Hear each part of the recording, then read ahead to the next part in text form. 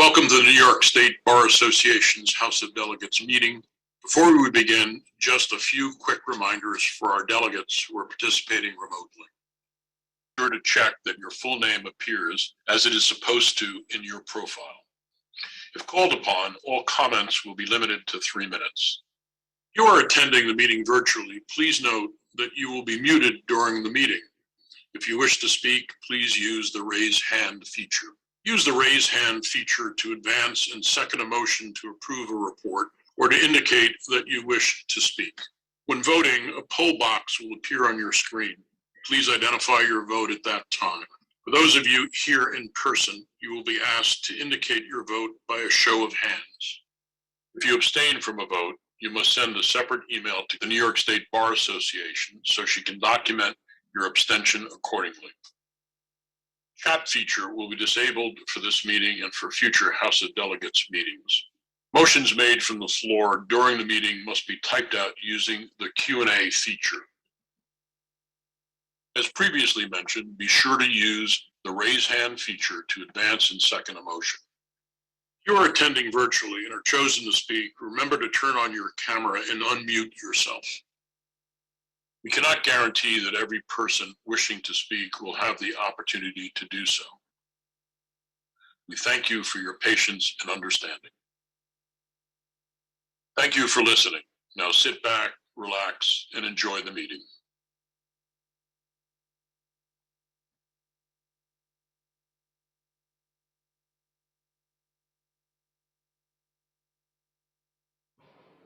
Did I do it? Okay. And if you'd all rise for the Pledge of Allegiance. I pledge allegiance to the flag of the United States of America and to the republic for which it stands, one nation, under God, indivisible, with liberty and justice for all. Thank you and welcome. It's nice to be here at our home, and hopefully everyone is having a delightful reunion here with your friends and fellow members. There was just a video that talked a little bit about the procedures. I'll renew what it said briefly, and that is if you are here, we're going to ask you to please use the microphones.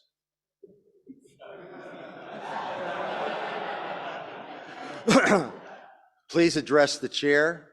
Please don't address the person who's made the motion or anyone else. We're going to limit you to 3 minutes to speak. We're going to ask you to speak only once. So with that, our hope is that we can have an orderly meeting and we can move along and complete this meeting expeditiously. So the first order of business is the approval of the minutes of January 20th, 2023. Are there any amendments, changes, concerns? Seeing none, they are approved.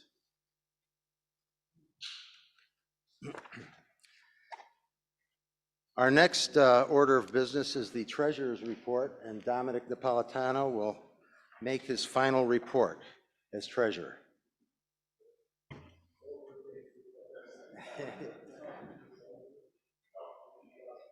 Now it's on. Yes. There you go. Morning, everyone. Good morning. Traditionally, this report, which is given in April, is not a very long one.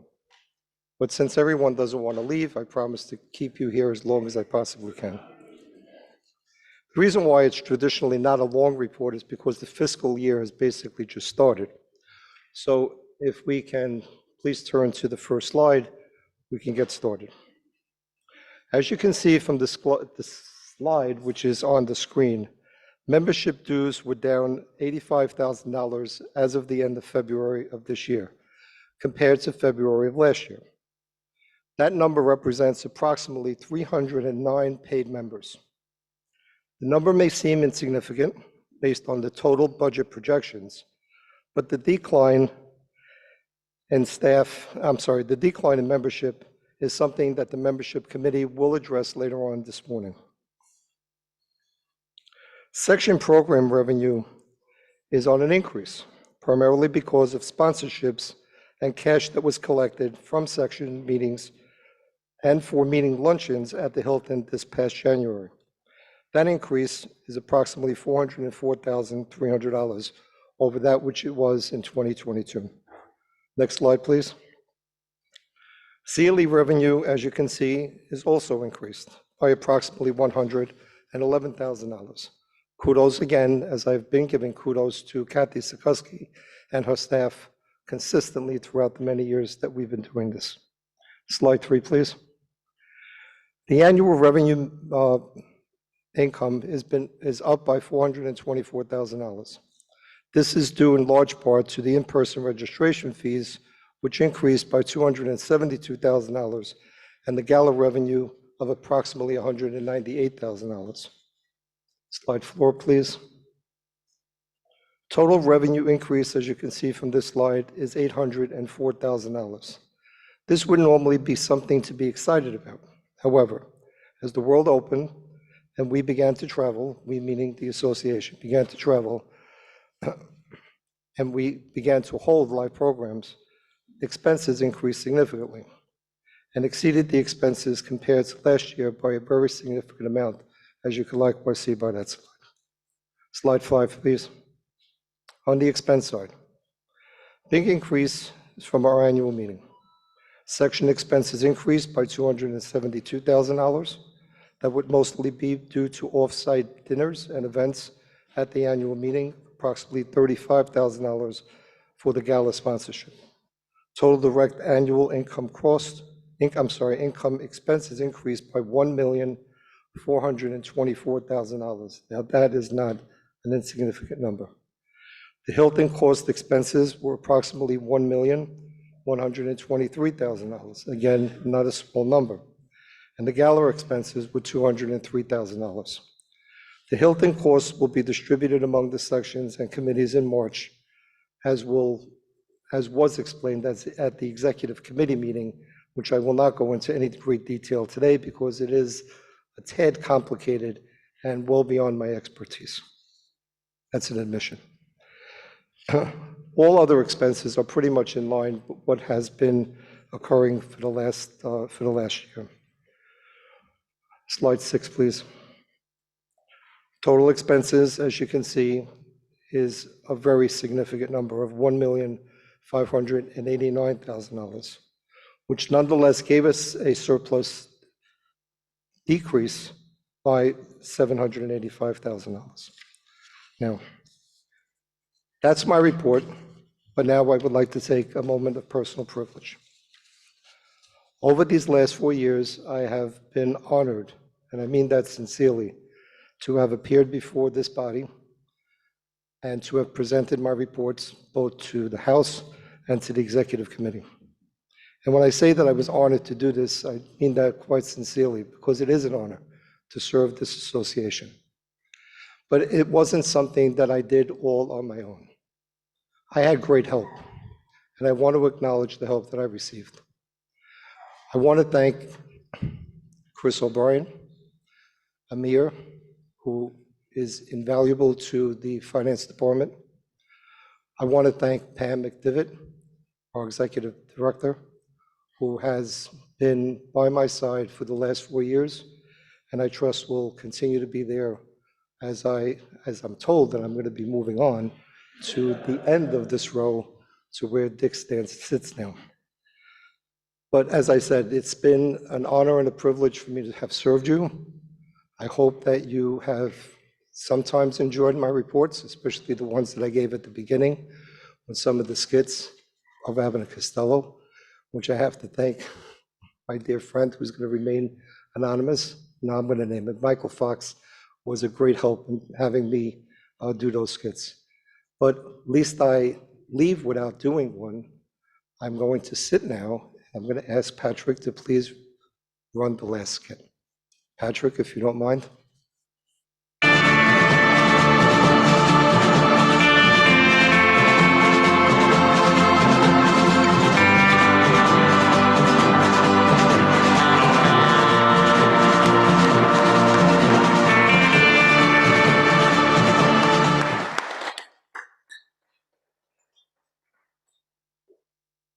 So I want to give my personal thanks to Domenick. He's been incredible over these past 4 years. He's been dedicated to this bar. He's worked endlessly to try to keep us in order, and we owe him a great debt of gratitude.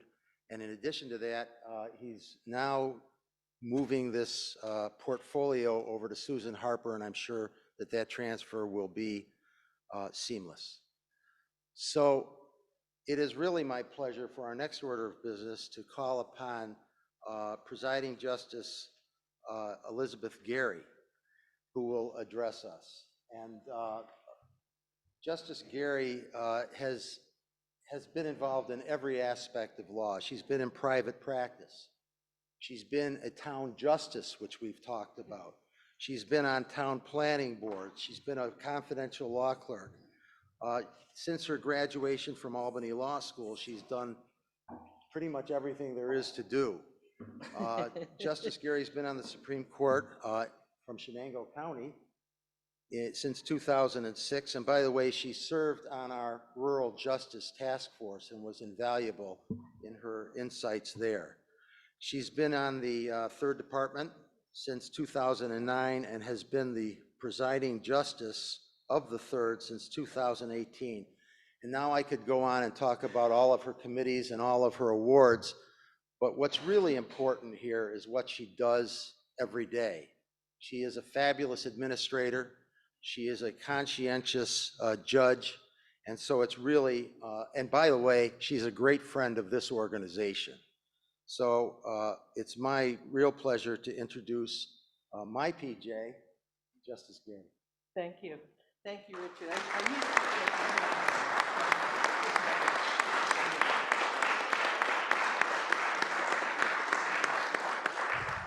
I've said some hellos as I entered the room. It is such a pleasure and an honor to meet with this remarkable body this morning. Thank you to Mr. Lewis for the invitation to address you. I will keep it brief, but I am grateful for the chance to come and speak with you this morning.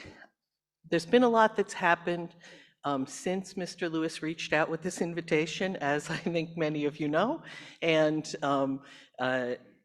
it's hard to believe, frankly, that it's just been 1 week, a week and a day since that announcement came out, because there's a lot happening with that. But this preceded, this invitation preceded that, and I wasn't asked to speak about all of that, but I probably will speak with some of you a couple of days from now. I was asked to speak about the Third Department, which it is my honor and privilege to serve through these years, 14 years. I've been a member of that court. The first thing I want to say, each of, and many of you know, each of the appellate divisions is charged with the responsibility of overseeing attorney admissions. But one of the ways that the Third Department is unique is that we are also responsible for overseeing the admission of new attorneys, not just from our jurisdiction, but admitting all attorneys from other states and internationally as well. And consequently, the Third Department has the greatest number of new admissions in the state, roughly 3,600 each year. And at every ceremony, what I want you to know, they're one of the fun things we get to do, of course. At every ceremony, we offer each and every new lawyer this advice. Always keep in mind that we in the judiciary and you in the bar are partners in our system of justice, each dependent upon the other, each indispensable to each other in the fulfillment of our common purpose to see that justice is done. I call it advice. It could easily be called a request. And I make that request here in my opening remarks to you. It is absolutely essential that we work together to meet our shared goals. not just in our courtrooms across the state, obviously there too, but perhaps even more importantly, when it comes to matters of policy. This organization in particular plays such a central, and I'm hearing a little feedback. Is it me being too close to the mic, or? Thank you, Mr. Lewis, okay.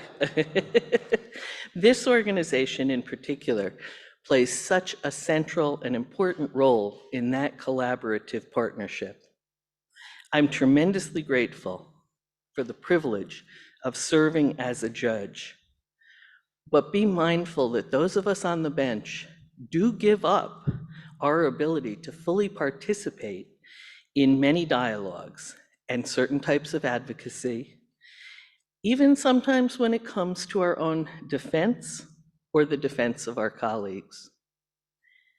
And even where we are able to speak and advocate, we don't always have the tools or the latitude to leverage that advocacy and get results. So we're grateful for the organized bar and your efforts, your careful attention to the issues of the day, and the work you do to uphold, improve the law, uphold the honor and dignity of the legal profession and our justice system. Thank you for all you do. It's a Saturday morning. Here you all are. Thank you. You also gather and provide us with critical perspective about the realities of practice on the ground. I come from my own history, as Mr. Lewis said. I was a practicing lawyer, but the years go on. We need that perspective as we're fashioning our policy. As a member of the administrative board, where I'm serving now in my 6th year, I am always thankful for the input of the Bar Association and upon the issues that we're considering. And the context and the input that you provide is invaluable. I know, and let me assure you, that I am not alone in that.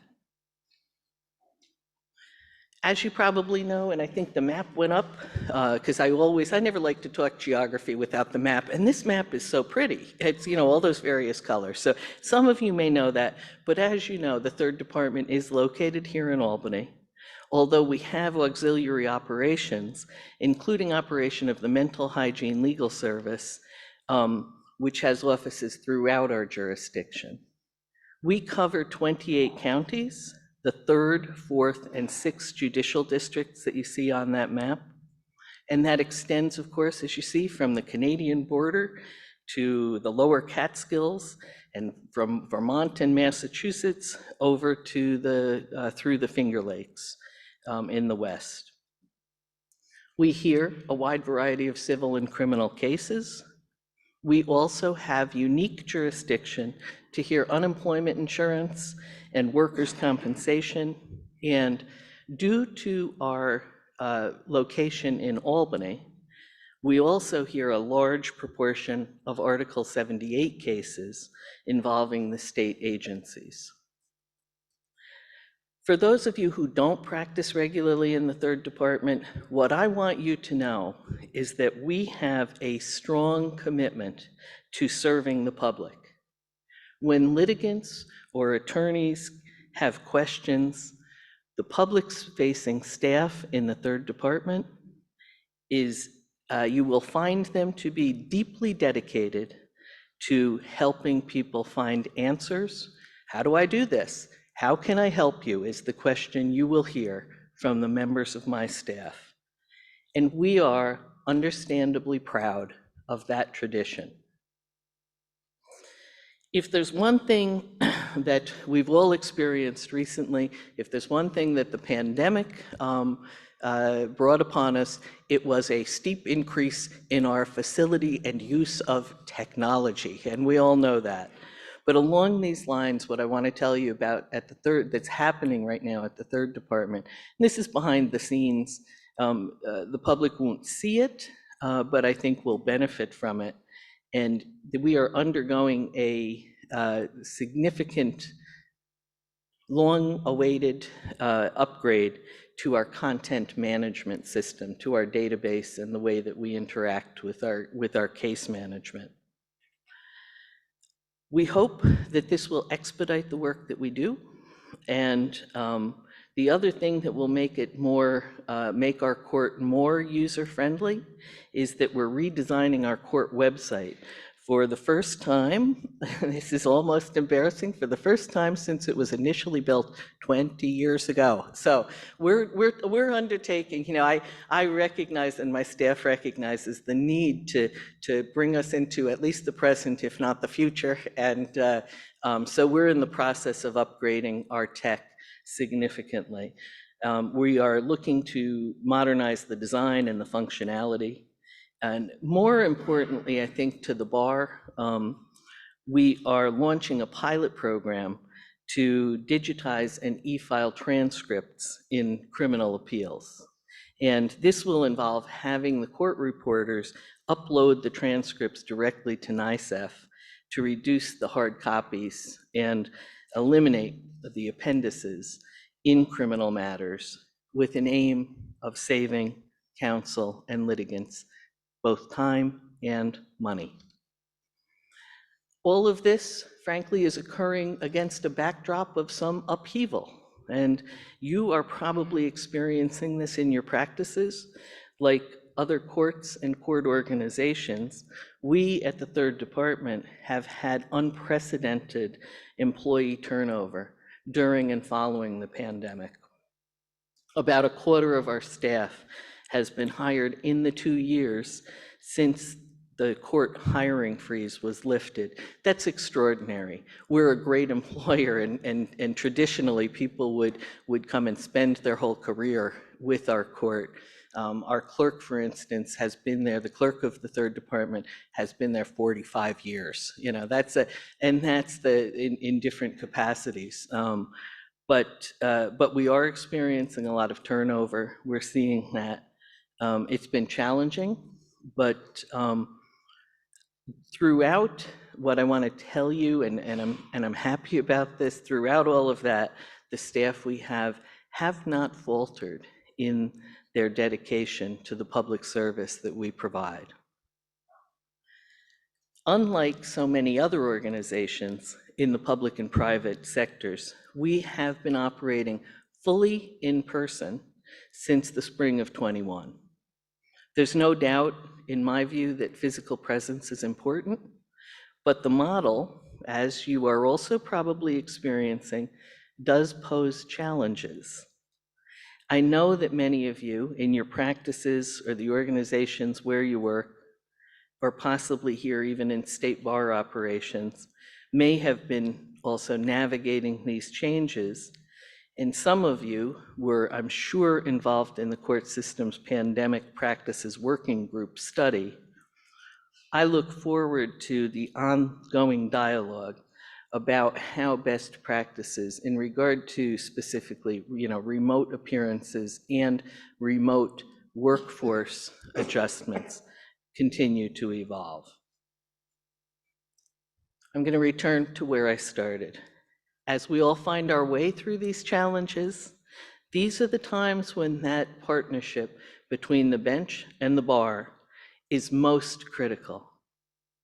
We must, and we will, work together to ensure that the essential fabric of our society is developed and enhanced rather than too deeply frayed or torn apart. So, I thank you again for your many contributions, for your ongoing work, and for inviting me to speak with you here today. I don't know.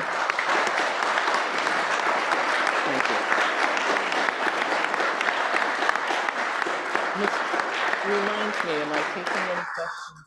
I don't know. Okay, good. All right, good. But if anyone would like to ask the judge any questions. Nothing that you're going to ask me next Tuesday, though. So, anything about the Third Department or our operations or the future of the court? Okay. Do you see live arguments anyway? Yes. Yes, yes, thank you, Mr. Kelly. It's, I do.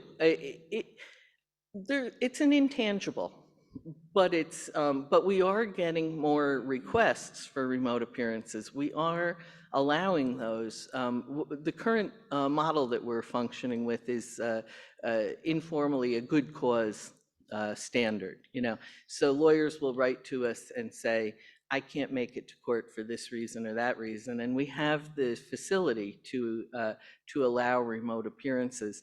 Out in the Fourth Department, PJ Whalen is doing a pilot project where he's allowing lawyers to just choose remote or in person, and I'm watching that with interest. You know, I'll be curious to see how because he and I have, you know, similar in terms of that jurisdiction and so on. So I'm waiting to see how those results come in. We have not chosen to embark on that path. We do find a great value to in-person appearances, but so right now we're doing a little of each, with the majority being in person. I'm going to have to cut off. Okay, sorry. No, that's okay, Judge. I could go on about that, obviously, so thank you. Thank you so much. It was great to see you. Thank you, thank you, thank you.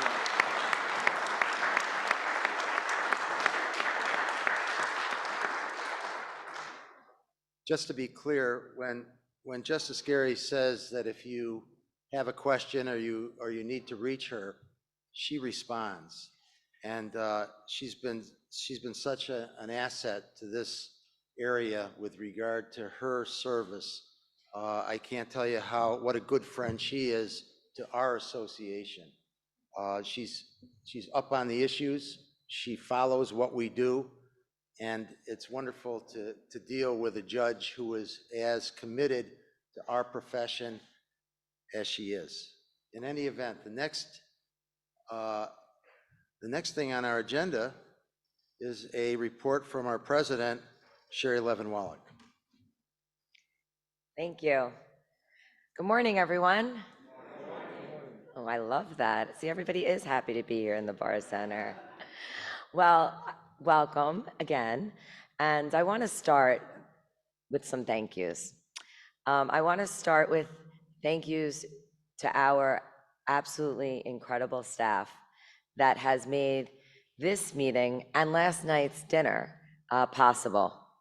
I want to thank Chuck and Garry for all their work putting together and turning over this bar center from last night's festivities to look like it is this morning. I know they were here until late hours into the evening last night, so thank you.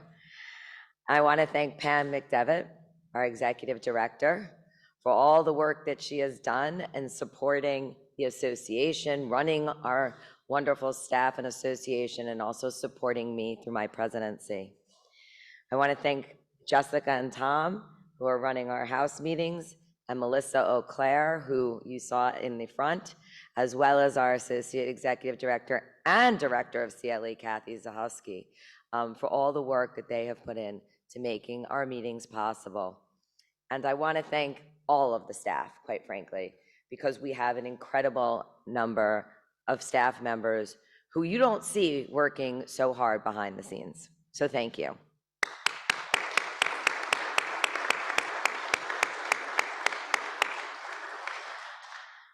And while I'm on thank yous, although oftentimes people leave this to the end of their report, I want to thank my fellow officers for their incredible support this past year. Dick Lewis, President-elect, Domenick Napoletano, our treasurer, and Taya Gray is our secretary. Thank you so much. You've been a wonderful team to work with through the year, so thank you.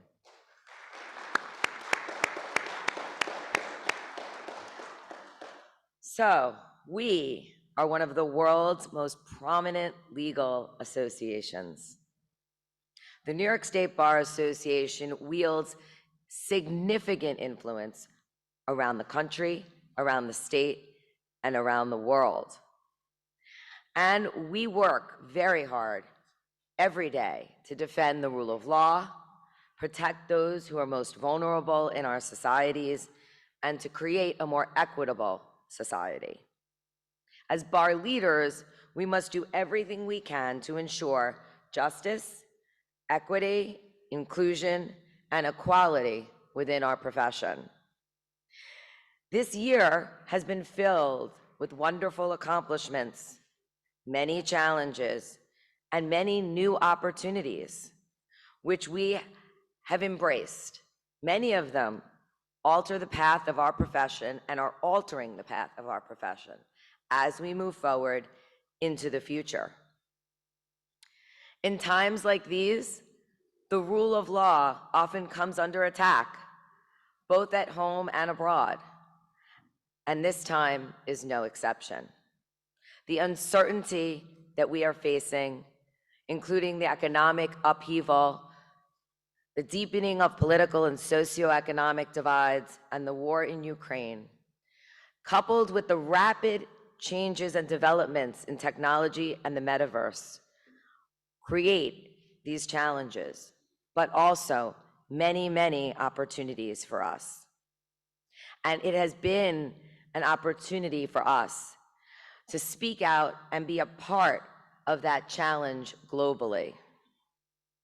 We are uniquely positioned in the legal community that impacts the nation here in New York.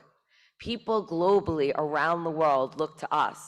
They want to know what New York is doing, what New York is saying, and what New York thinks. So we have influences not only around the country, around the world, and around our state. We are a global organization. And during my presidency, to that end, we've signed a number of memoranda of understandings, 10 to be exact, with various bar groups, including the Bar Association of Puerto Rico, the Bar Council of England and Wales, the Law Society of England and Wales, the Law Society of Scotland, the Global Accountability Network, the Polish Bar Council, the Warsaw Bar Association, the National Bar of Legal Advisors in Warsaw, and the US Virgin Islands. And when you think about all of those different places and see how worldly they are, Eastern Europe, Western Europe, US territories, you can see what I'm talking about. But our association has also taken on the forefront of the issues of the day. After the Dobbs decision came down, our association worked very strong through its Women in the Law section to protect women's reproductive rights and access to health care, as well as to support the amendments to the ERA. And the section continues to be a leader in these areas.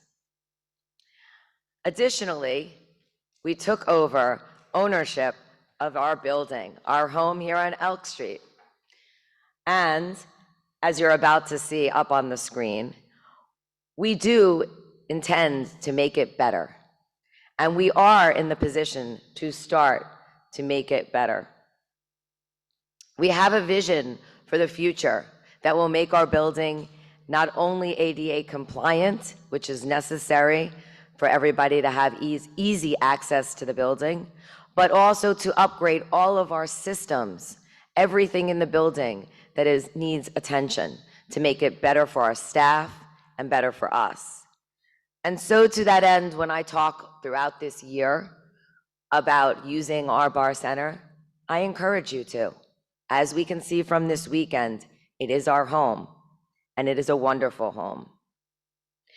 We are looking into the idea of creating a historical 501(c) to protect our building and allow us to support our building through donations to help with these upgrades and these changes. We will have more about that in the coming months. And we've also changed the trajectory of our member numbers. We have exhaustive studies on how to best develop membership within our association, and we're willing to explore new ideas, such as subscription models and changing in our dues structure. We have launched a law firm enterprise model where we encourage law firms to join as their firms and providing them with CLE support as well as all of the resources of membership for all of their law firm members. And we have explored ideas, and we have a pilot right now with bar association, organizational membership to support the bar associations around the world that would benefit from some of our resources. In particular, one that I've been approached many times with is attorney well-being. We have an outstanding attorney well-being committee and program, as well as a lawyer assistance program that many bar associations do not have the opportunity to have or have not fully developed yet. And to that end, we are entered into a membership with the Virgin Islands Bar Association, that all 1,200 of their members will become members of our association and will be able to avail themselves of a limited membership to access our attorney well-being resources, as well as our trial advocacy teachings, which is something that they are looking for and have asked for support with. And also for us to then support them in developing their own LAP program in the Virgin Islands, where attorney well-being is a great challenge. Our international section has added its Ukrainian chapter, and they have worked very hard with the members of the Ukrainian Bar Association and the Polish Bar Associations and our association to provide support to Ukrainian lawyers and communities through our pro bono work and assistance. And we have passed resolutions to urge the UN's General Assembly to develop a war crimes tribunal that will hear the war crime of aggression. And this is something that we received support from the American Bar Association, and was one of the issues we brought to the American Bar Association, and their international section joined us in. So we have continued our commitment to diversity, equity, and inclusion. Our work on the US territories and equal rights for all people continues with programming that we're now developing in conjunction with the American Bar Association, as well as the New York City Bar Association, and around the world and our country. And by the way, when I say around the world, you probably are wondering, why do people around the world care about these issues? But they do. Why? Because they are issues that support diversity, equity, and inclusion. And they want to see us as a society, an association, helping to support those issues. It gives us a global vision. We have also partnered with the Puerto Rico Bar Association, and we are working with the Guam Bar Association, and believe we will be signing a memorandum of understanding with them in the coming months. So our work to overturn the insular cases continues. It is strong, it is important, and while I should say the Supreme Court did not accept the case of Fitzsimonu for certiorari and hear that case, we continue our fight to hope through legislative efforts that these issues will be addressed, and that the second-class citizenship that still exists for people living in the territories will change. In November, our House of Delegates approved these many resolutions, and a resolution for the US territories, which we also brought to the American Bar Association, and it was adopted. And so now they have joined in our fight. Just this week, I was at ABA Lobby Day earlier this week with our president-elect, Dick Lewis, and our wonderful government relations team, Hillary Jockmans and Cheyenne Burke joined us. And while we walked the halls of Congress and met with our various legislatures, this issue was at the forefront, the issue of the rights for people of the US territories. And we've learned that HR 279, which is a legislative effort to overturn the insular cases, or denounce the insular cases, I should say, because they can't overturn it, but denounce the insular cases and the territories clause is going to be reintroduced into Congress in the coming weeks. And we support that, and so does the American Bar Association. Also at the forefront of our legislative efforts in Washington, D.C. were discussions about the metaverse and Web3 and the regulatory schemes there. Also, in our discussions, we talked about funding for legal services. We talked about representation in immigration proceedings. We spoke about equal rights. We spoke about the laws that need to be put into place that our association supports regarding gun violence and mass shootings and assault rifles, which we passed through our task force's report. And it was a very fruitful endeavor in those regards. We've also launched a task force on mental health and trauma-informed representation. And for those of you who attended the annual meeting, know it was the topic of the presidential summit, and we'll be hearing later from that task force. This is amazing, the work that they have done and that they continue to do. And while I know that their report, which is coming to you in June, is going to be quite extensive, I encourage you all to read it and embrace it, because it's the changes that we need to address the mental health crisis that has become so prominent in our society and in our legal community.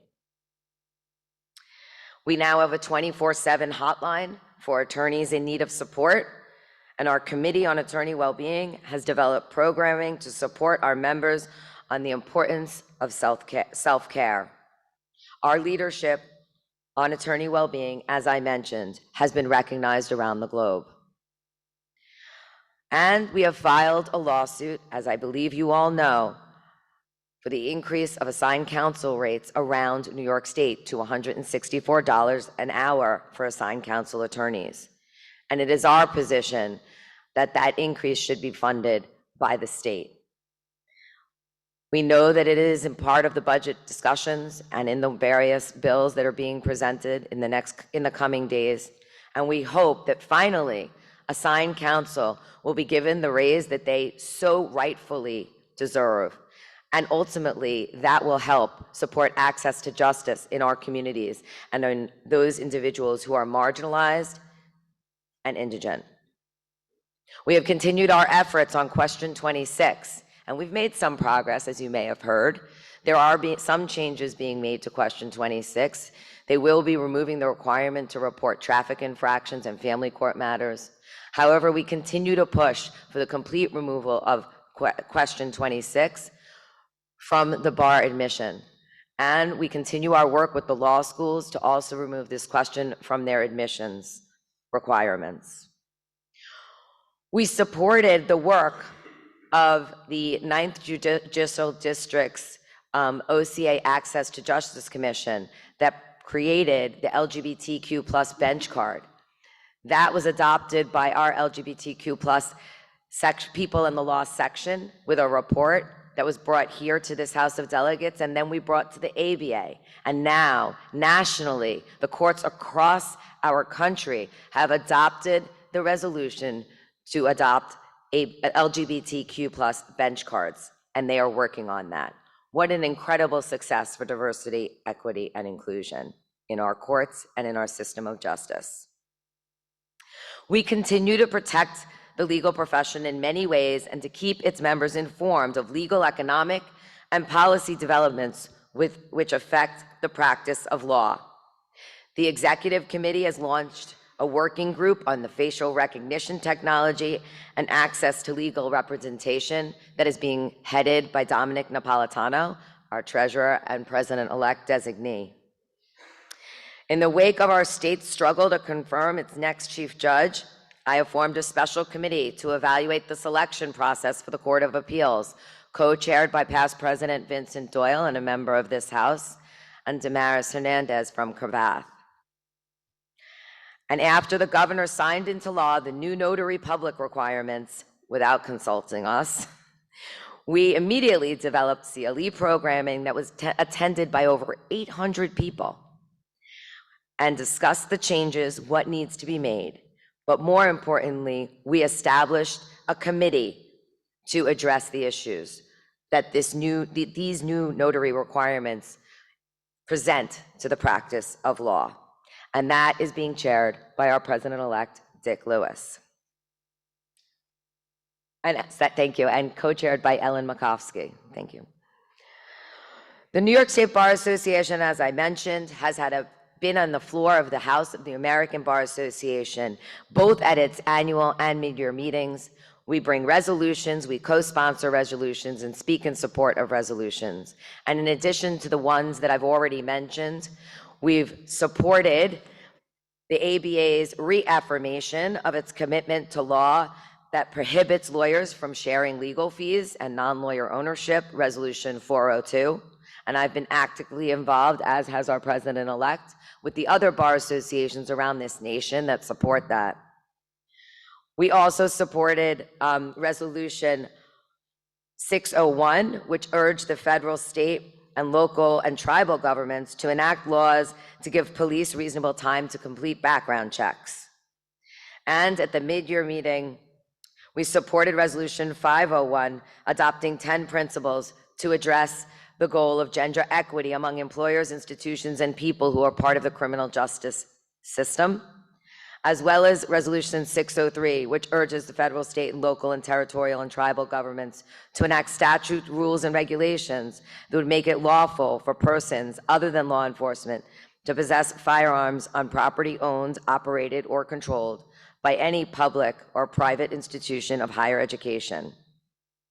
And in the states that do not make it unlawful for any person other than law enforcement to possess firearms on property owned and operated or controlled by a public institution or higher education, authorize such institutions of higher education to restrict or regulate the concealed or open carry of firearms on their campuses. And the other thing that we have done to advance our international footprint has been through the work of the Task Force on Emerging Digital Finance and Currency, which all of you have heard me speak about repeatedly. Our task force has worked hard to educate our legal community in New York, in the nation, and the world about these new technologies. The New York State Bar Association is on the forefront of the discussions regarding regulations and ethical considerations within this quickly evolving frontier. Web3's impact on the practice of law and the metaverse is something that we need to focus on, and we need to be a part of the conversation. The New York State Bar Association is also exploring ways in which we as a bar association can embrace this new technology and provide benefits to our members. Earlier this year, I also presented to the University of Florence, Italy, on the work of the New York State Bar Association's Task Force on Emerging Digital Finance and Currency in this space. And I was asked, and now I'm serving on the advisory board to NYU's SPS Metaverse Collaborative. To that end, and showing our joint work with not only New York University, but the organizations that we've signed memorandums of understanding with, we are putting on a deep dive into the metaverse, into Web3 and the metaverse program, an international conference at the end of April. There's a booklet, I believe, out at registration about the program, and I encourage you all to attend.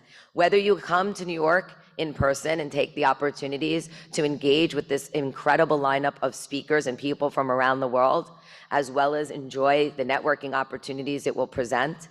If you can't make it, then join online. I encourage the members of this House to watch the live stream and learn more about this quickly evolving area. And we have partnered, as you can see, with the Law Society of England and Wales and the Bar Council of England and Wales and the Barcelona Bar Association and the International Bar Association, the UIA, Association of Bar Leaders, on this program. And nationally, the California Lawyers Association has also partnered with us. It will be an outstanding symposium, and I encourage you all to attend. So, recognizing that these technologies are here to stay, we must continue to learn about them and test their abilities and limitations. And I'm driving Jessica crazy with the slides, but we're going to go back to the ChatGPT. Because to that end, I decided to ask ChatGPT, the artificial intelligence program, what it believed its limitations were in legal representation. After all, for those of you who saw the president's brief or the article just a few days ago, Goldman Sachs believes that 43% of all, I think it's 43%, 44% of all legal services will be taken over by AI. So, what does AI think about that? Well, here's what the ChatGPT said. 1, AI cannot provide the human touch and empathy that is essential for legal representation. 2, AI cannot provide creative solutions to legal problems. 3, AI is not able to process large amounts of data and parse out the relevant portions. This issue also may impact the data's quality. And finally, AI cannot provide ethical judgment. So, members of this House of Delegates, I think that the law profession, at least for a while longer, is safe. So, as we talk about where we've been and what we've done this year, and that we've been positioned to forge change globally, nationally, and here in New York, I hearken back to the motto of my presidency when I took over: investing in the future of our profession. And I would suggest that's exactly what we're doing. And I urge this House of Delegates and this profession to continue to do that, to make our profession even better and more global, because we are now. We are global. With the technologies that I just discussed, with the virtual option that we're even engaging in here today, we are global. We are no longer just in New York. We have attorneys practicing who are all over the state and the world. And we need to be sure that we are engaged with the global legal community on a continued basis. So our association has remained strong despite the challenges that this year has presented. We anxiously await the completion of the selection process of our chief judge and the restoration of our Court of Appeals to a full bench. While these have been challenging times, we must remember that adversity makes us stronger. We must continue to unite our profession and remember the oath that we took when we became lawyers and judges. Remember that the mission of our association ends with the goal to do the public good. Our association is at its best when it uses its collective voice to lead, influence, and inspire. We learn from each other by exposing ourselves to new approaches toward resolutions. We possess a robust voice that is heard because of our influence, prestige, geographic position, and worldwide membership and partnership. Throughout my presidency, we have confronted numerous issues that have demanded the attention of the bench and the bar of the Empire State. As leaders and members of the greatest bar association in the nation, we should be proud of our work and what we have accomplished. We must and we will continue to forge a path forward and express our voice to impact change on the issues affecting the profession, the association, and the rule of law. I thank you all for all of your support and your hard work, and I look forward to continuing to work with you.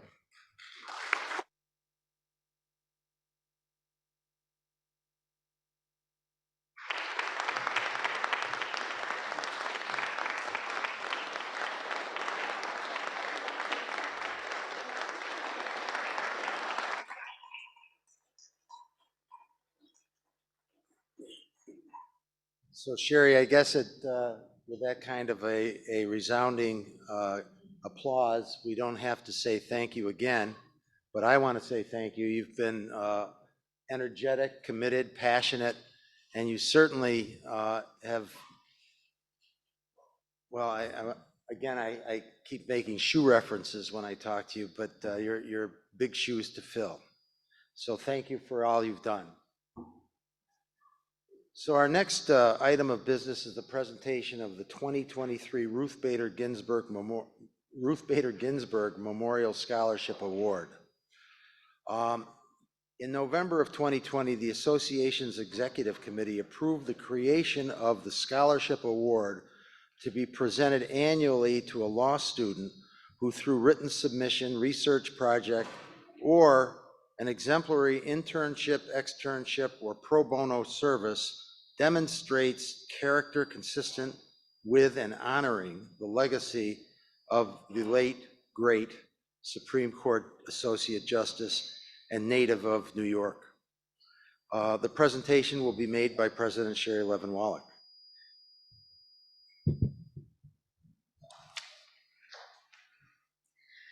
Well, good morning again, everybody. So it is my distinct pleasure, and I believe Ms. Wu is going to be joining us virtually. Hello. Good morning, Ms. Wu. Good morning. So I am thrilled to introduce this year's Ruth Bader Ginsburg Scholarship winner, who is an exceptional law student and tireless advocate for women and children. In her application letter, Shelley Wu described herself as a proud daughter of working-class parents who emigrated from rural China. They arrived in Brooklyn with nothing but a suitcase and some family photos. During her childhood, Shelley was instrumental in helping the family navigate language and cultural barriers as they acclimated to life in America. Those early experiences forever shaped a strong sense of justice and a commitment to helping those who face discrimination. Shelley attended Fordham University and spent time working as a community liaison for New York State. Senator on Long Island, she also graduated with her bachelor's degree early from Fordham University and spent time as a paralegal helping the Child Abuse and Domestic Violence Unit at the New York County District Attorney's Office. Her work with attorneys there inspired her to apply for law school with the goal of advocating for women's rights and gender equality. See, I can't stop saying global. She ranks in the top 10% of her class at Cardozo School of Law, and she serves on the law review there and commits her time to several legal clinics. Shelley is not afraid to get into the thick of things and do tough emotional work of fighting for victims. Her clinical work spans issues from gaining orders of protection to disability rights and helping inmates prepare for the parole board. Her nomination letter that accompanied her application were filled with examples of Shelley's grit, determination, compassion, and empathy. Cardozo Law School Dean Melanie Leslie praised Shelley's work both on campus and off, saying she has cultivated a service-oriented mindset and committed to advancing women's rights.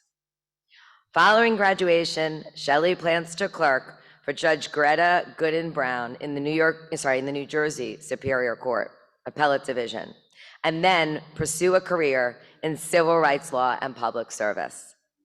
The Ruth Bader Ginsburg Scholarship was established in 2020 to recognize our best and brightest law students whose work embodies the values and career of Justice Ginsburg.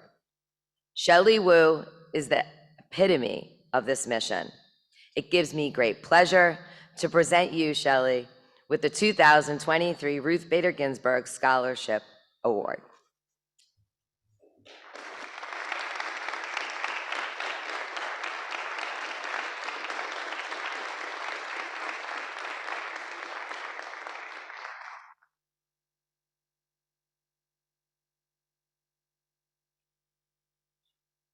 Hi, and thank you so much for this incredible honor. I apologize that I'm not able to attend in person, but I'm so incredibly honored to even be mentioned in the same sentence as Justice Ginsburg. When I was in college, Justice Ginsburg came to speak on campus, and of course the event space was filled to capacity. So I watched her speak through the live broadcast on TV outside, much like what you guys are doing now. And I remember just being so incredibly in awe of her strength, resilience, and her fierce determination to advance women's rights. I'm the first woman in my family to go to college. And 2 months from now, I think less than 2 months from now, I'll be the first in my family to earn a postgraduate degree. And so I hope to honor Justice Ginsburg's legacy and strive to make the legal profession more equitable, and inclusive. Thank you so much.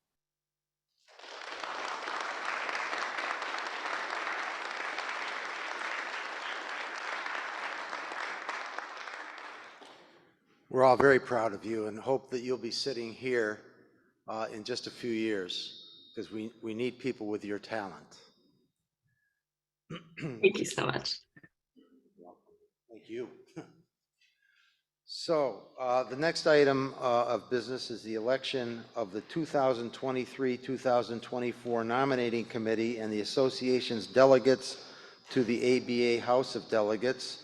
And that report will be given by past President Henry M. Greenberg, Chair of the Nominating Committee.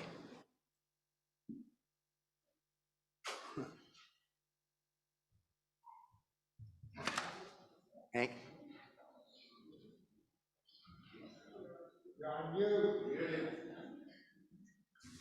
Hank, you're muted.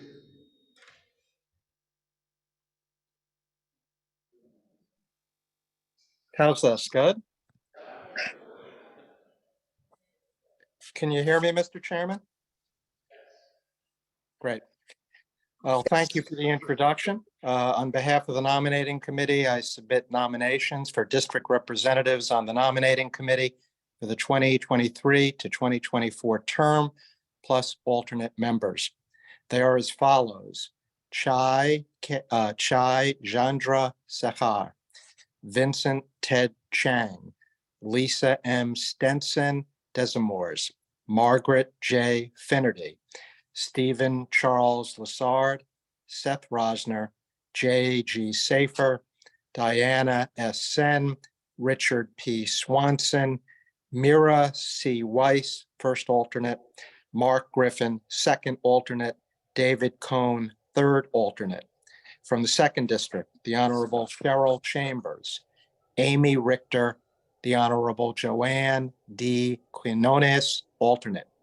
Third district, Elena DeFeo Kane, Matthew J. Kelly, Matthew Greismer is the alternate. Fourth district, Peter V. Coffey, Margaret Gail Martin, M. Elizabeth Carino is the alternate. From the fifth district, Donald C. Dorr, Jean Marie Westlake, John McCann is the alternate. From the sixth district, Catherine Grant Madigan, Bruce McKeegan, Alyssa Barrero is the alternate. From the seventh district, Eileen E. Buholtz, Amy Schwartz Wallace, Kevin F. Ryan is the alternate. From the eighth district, Norman P. Effman, Sharon Stern Gersman, and Vincent E. Doyle III is the alternate. The ninth district, Claire J. Degnan, John A. Papalardo, the Honorable Jonah Tribsweiser, the Honorable Adam Seiden is the alternate. From the 10th district, Justin M. Block, Dorian Ronald Glover, Lynn D. Poster Zimmerman, Samford Strenger. Eileen S. Cooper is the first alternate. Stephen Leventhal is the second alternate. From the 11th district, Richard M. Gutierrez, Zenith Taylor, Arthur Terranova is the alternate.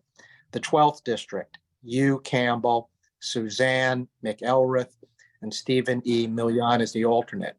From the 13th district, Jonathan B. Behrens and Sheila T. McGinn. Claire Cody Miller is the alternate. I move that a single unanimous ballot be cast by the secretary for the election of the district representatives on the nominating committee for the 2023-2024 term, plus alternate members. Do I hear a second? Any discussion? All in favor? Any abstentions or opposition? So carried.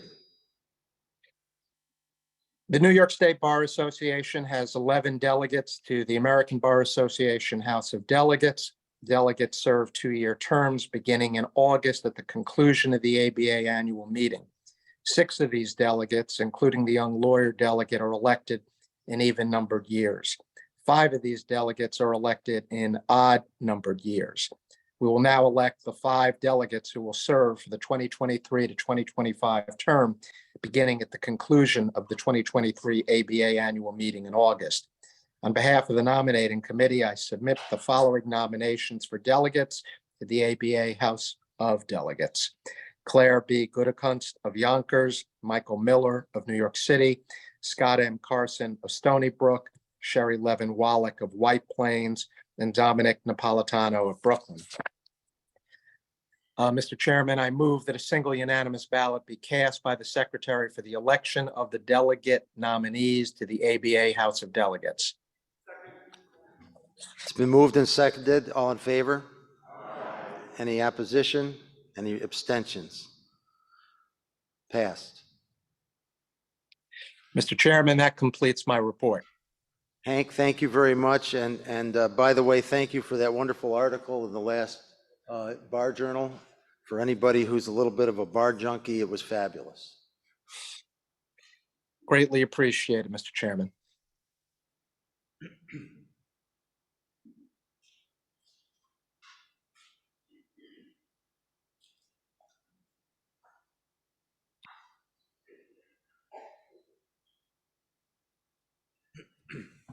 The next item on our agenda is an informational report from the Task Force on Mental Health and Trauma Informed Representation, which was formed by President Levin Wallach in June of last year. The report will be presented by Task Force Co-Chair Joseph A. Glazer. This is a no vote item, and Mr. Glazer, I think, is coming.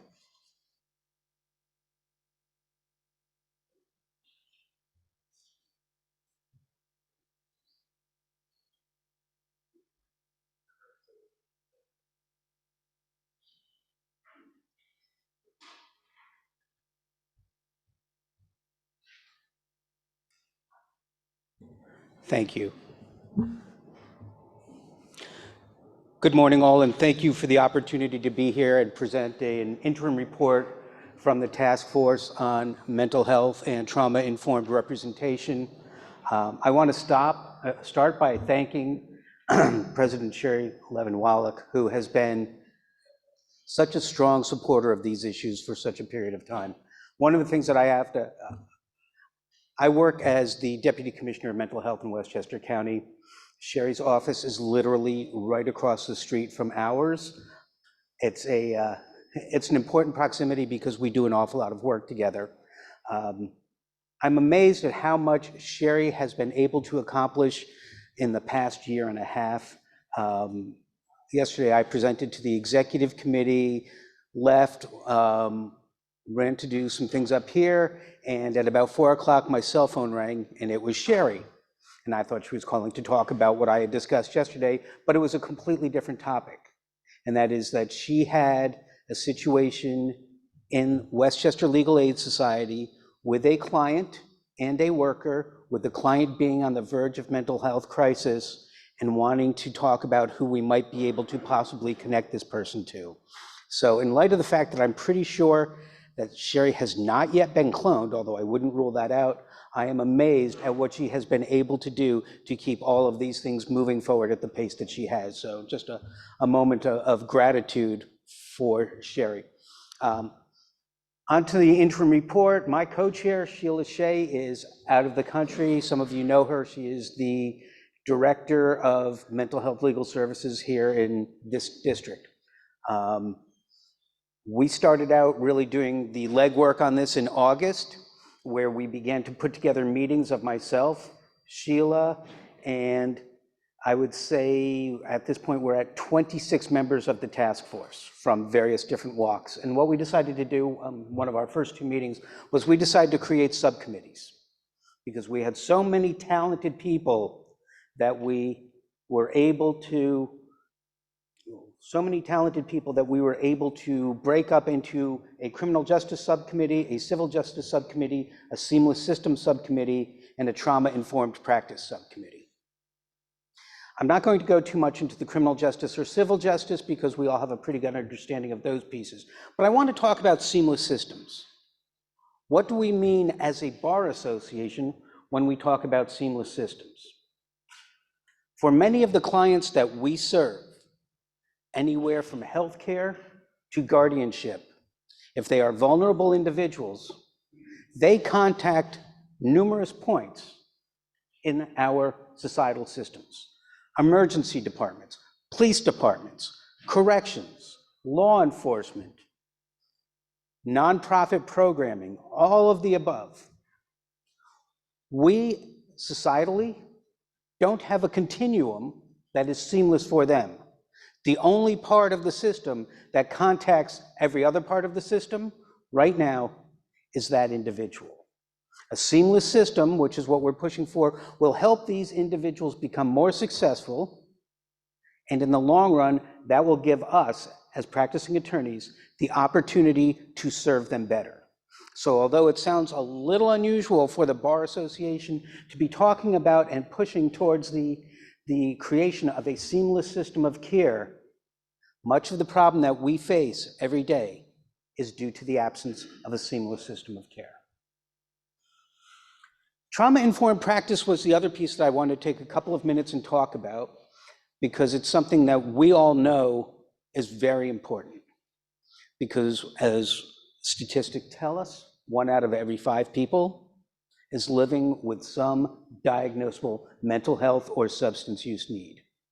For individuals who have one, there's at least a 50% chance that they are going to have both. So one of the big pieces we have talked about, and it was a presentation by Stephanie Marcasano of the Harris Project, has really driven us towards focusing on assisting people with co-occurring disorders. That is as much a seamless systems issue, because as we all know, government is nothing if not stratified.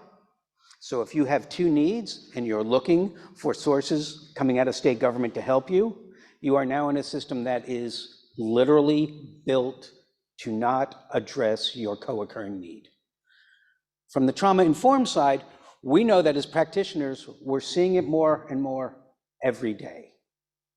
And while the bar has done amazing work for us as practitioners to help us meet our own needs, on the trauma-informed side, we really aren't as well versed as we could be in understanding what is going on with our clients. So I'm not going to go into a lot of recommendations. I'm just going to give you a little insight here. We are literally days away from filing our report. Because we are days away from filing our report, I can't give you a lot of detail as to what's in it because it hasn't been signed off on. My co-chair Sheila has done a wonderful job in quarterbacking this and helping to pull all of this together. She is in Japan right now, and we're trying to get this finalized, and we're trying to get it as well put together as we could before she left. But we're getting emails that say things like, I just want to go through the footnotes one more time, and please keep in mind that there is a 13-hour time difference. That's how close we are, so we're in pretty good shape, and I give her huge props for the fact that I would imagine the flight back from Japan, a lot of time will be spent on her computer cleaning this up and getting it ready to go. I also want to quickly express my thanks to Tom Richards and Kim McCarg, who without them, we would not have been able to do this as effectively as we have. Because what we did was we started back in August, alternating our regular meetings of the task force with informational meetings. We had, I believe, 10 of them, where we would invite individuals in leadership positions around the state to come and share information with us. So we had detailed information on psychiatric advance directives. We had detailed information, as I mentioned earlier, on co-occurring disorders. We had the commissioner of the Office of Mental Health and the executive deputy commissioner of the Office for People with Developmental Disabilities take an hour and a half out of their time to meet with us and go through a whole bunch of different things so that we had a better understanding, but we've also begun the process of connecting to the people who will help shape the next steps if and when this task force report is approved. There are a couple of things that I can say about the recommendations. There are pieces that we looked at, which historically the Bar Association in one fashion or another has supported. Things like the Treatment Not Jails Act, which we decided to include in the task force report and as a recommendation, simply because of the fact that if we didn't do it, it might give the impression that we no longer cared about that issue, and that's just not true. One of the other things that is coming out of this, in this report, is that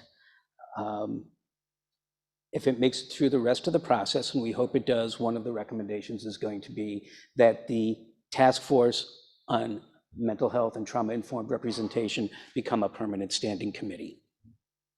I just wanted to put that out there because of the fact that Sherry has brought this issue to the forefront, and she has made it important. And it doesn't end when the task force report comes out.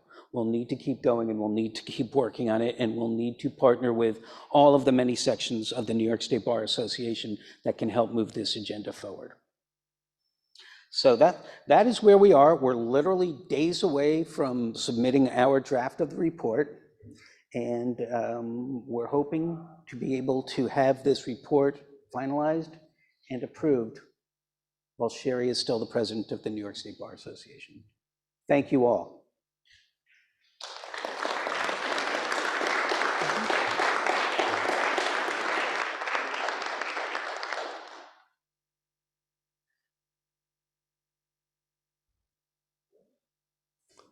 Thanks very much for that report. It's an important area, and we appreciate your work. Next item is an informational report from the Task Force on the Modernization of Criminal Practice, which was formed by President Levin Wallach to suggest new laws and policies to improve safety, fairness, access to justice, and efficiency in the administration of criminal justice. The informational report will be presented by Task Force co-chairs Catherine Christian and Andy Kossover. Please note that there's no vote on this report. Thank you.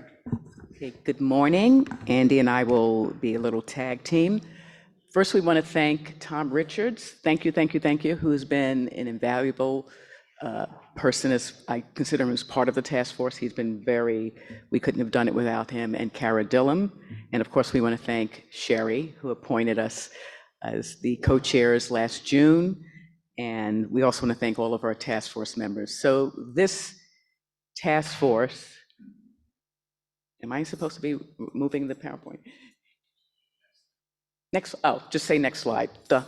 In any event, so our mission statement, and we think we've fulfilled it, though it's not over yet. We're going to issue our complete report at the Cooperstown meeting, was to come up with laws and policies and recommend legislation that will improve the safety, the fairness, and access to justice in the criminal justice system in New York. Our focus was on state courts. Clearly, there's criminal justice issues in the federal system, but our focus was mainly on the state court. Next slide. We divided the task force into 3 subcommittees: sentencing, town and village justice courts, and technology. And one of the great things, and I think Andy and I agree about this task force, it has practitioners. So you have public defenders, criminal defense attorneys in private practice, prosecutors, retired judges, current judges. So all of the stakeholders, all of the people who know what they're talking about, because they do it every day or they supervise. We have 2 elected DAs, the DA of Ulster County and the DA of Monroe County. We have members of the executive staff of district attorney's offices, the Bronx DA, the Queens DA, and the Westchester County DA. We have the highest level of public defenders in their particular county. So we were very proud to work with this great members of the criminal justice system in New York State. Our sentencing subcommittee is co-chaired by retired Judge Barry Kamens. He's not retired, I'm sorry, Barry. He's not retired as a practitioner, but he's retired as a judge. And Kate Cassidy, she's a partner at Marvillo Abramowitz, and her practice is primarily white-collar criminal defense. Our town and village justice courts committee is co-chaired by Greg LeBeau, who's the former public defender of Greene County. He is now in private practice, and the district attorney of Monroe County, Sandra Dorley. Our technology subcommittee is co-chaired by the current president of the New York State Associations for Defense Attorneys, Youngmi Lee. She's also at Brooklyn Defender Service, and Ronald Hedges. These are recommendations that will be in the report. We're not going to go on about the substance of them. That will all be included in the report. We thought it was important for the House to know the recommendations that we intend to include in that report in June. Next slide. So our sentencing subcommittee came up with three, what we thought the most important recommendations in the area of sentencing. And what we tried to do with all subcommittees was not come up with pie in the sky recommendations. Most of these recommendations, of course, require funding, and we weren't going to say, well, we'll never get funding, so forget about it. No, we think it's important to have it in writing and to have this House, hopefully in June, approve and have it be the State Bar position that these are important recommendations, and it's important that the state fund the recommendations. So the first recommendation is what we would call a no-brainer, to allow defense attorneys to be present when their clients are being interviewed. This is after sentence, after they pled guilty, or after they have been found guilty at trial. They are interviewed typically by the probation department. And there's 62 counties, everyone does it differently. The pre-sentence report that results after the interview follows that client all the way with them to state prison, or if they were convicted of a misdemeanor, to a local correctional facility. It is not mandated, and in fact, in some counties, it is not even allowed for a defense attorney to be present when the client is being interviewed. You can imagine, just think about clients even in a non-criminal setting. You don't want your client interviewed about the substance matter of a case unless you're present. So as a former prosecutor, I remember reading pre-sentence reports, and I would say, Your Honor, the defendant who pled guilty and allocuted to it is now saying he's not guilty. So if a defense attorney was present during that period, that probably wouldn't have happened. Or saying some facts that, you know, you've pled guilty and there may be some facts that you would not want now to have in writing that's now going to follow your client to state prison. So the federal system actually allows that. Upon the request of the defendant, the attorney must be allowed to be present for the pre-sentence interview. And so our recommendation is that New York State adopt the federal rule of criminal procedure that is relevant to that. The second recommendation is to allow judges to, we call it the second look legislation, to take a look at a sentence of a defendant who served 10 continuous years in state prison and see if that sentence should be modified in the interest of justice. It does not apply to A, B, and C felonies for you non-criminal practitioners. That's homicide, that's rape, that's kidnapping. Those are mainly the violent crimes. It'll apply to D and E felonies, which are still significant: burglary in the third degree, which would be, you know, a commercial burglary, grand larceny. So it will not apply, our recommendation does not apply to the most serious crimes in the penal law. The third recommendation is to allow for the elimination of mandatory minimum sentence requirements upon the consent of the prosecution and the court. And for those of you who don't know mandatory minimums, it's basically you're convicted of a crime and the judge has no discretion because the particular crime requires a mandatory minimum, no matter what the facts that came out, no matter what the defendant's background is. The sentencing subcommittee did look at indeterminate sentences. That is 1.5 to 3, 2.5 to 5.5, as opposed to a determinate sentence, which is just you're going to be sentenced to 5 years, you're going to be sentenced to 7 years. And that could have been 3 reports. And we have great legal minds who know sentencing like the back of their hand on that sentencing subcommittee. And their recommendation is to recommend that a commission be created that will address these issues and craft legislation related to indeterminate sentencing. So they're not punting. As I said, in our time constraints, and also we want to make sure it's very thorough, any, analysis that we do of indeterminate sentencing, and we thought it would be best to have those three recommendations be the ones that we're going to put out there and then recommend the commission for that. Next slide, please. Our technology subcommittee divided itself into subcommittees, one on discovery and one on e-filing. And this is the subcommittee where really funding is necessary.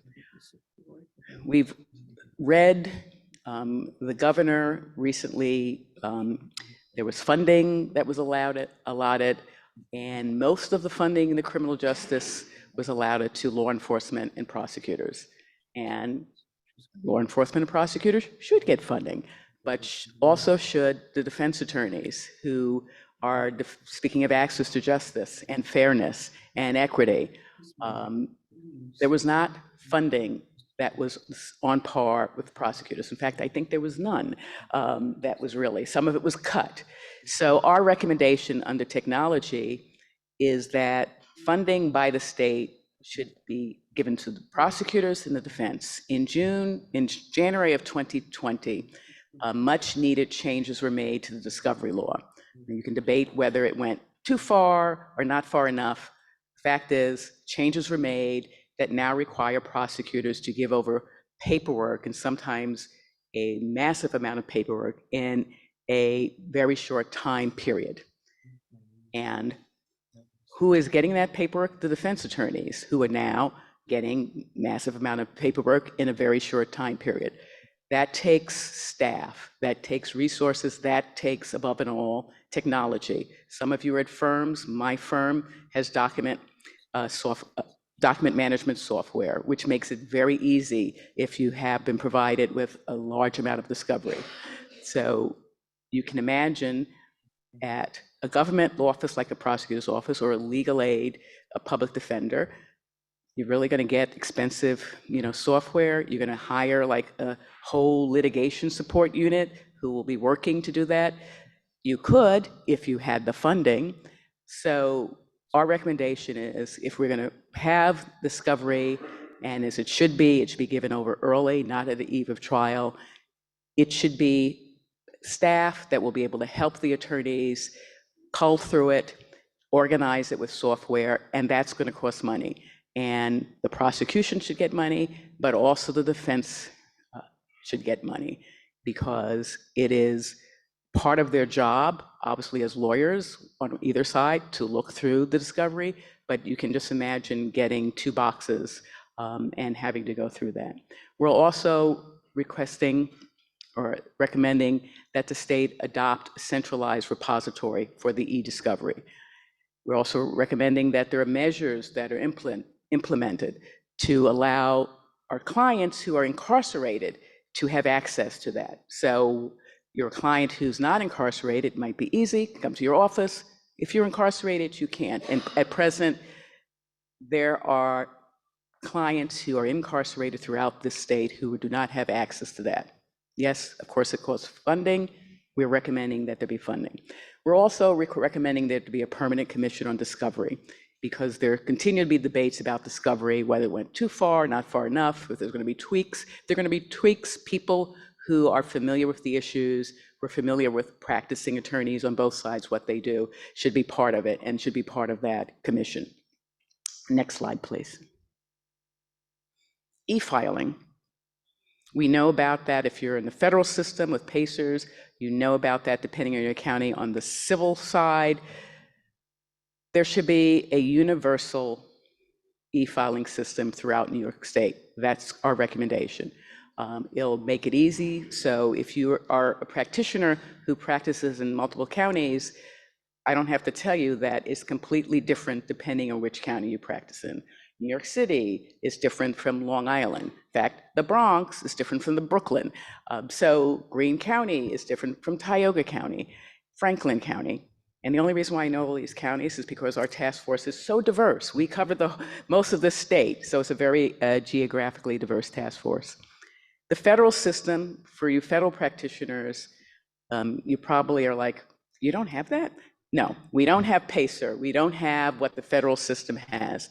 And we are recommending that New York State adopt that, or at least use it as a model. This is how you do it. And we appreciate that there's clearly much more paperwork and many more cases in the New York State courts than in the Eastern, Southern, Northern, or Western District. But still, it can be used as a model for New York State. Funding, funding, funding, funding. This will require funding, and we have an assembly, a senate, and a governor. You know, they have seemed to, they can fund other things, they can fund criminal justice because it's important. If we argue and we talk about how important safety is, if we talk about how important a just trial is, it's going to require funding, and the focus should be on funding. Next slide.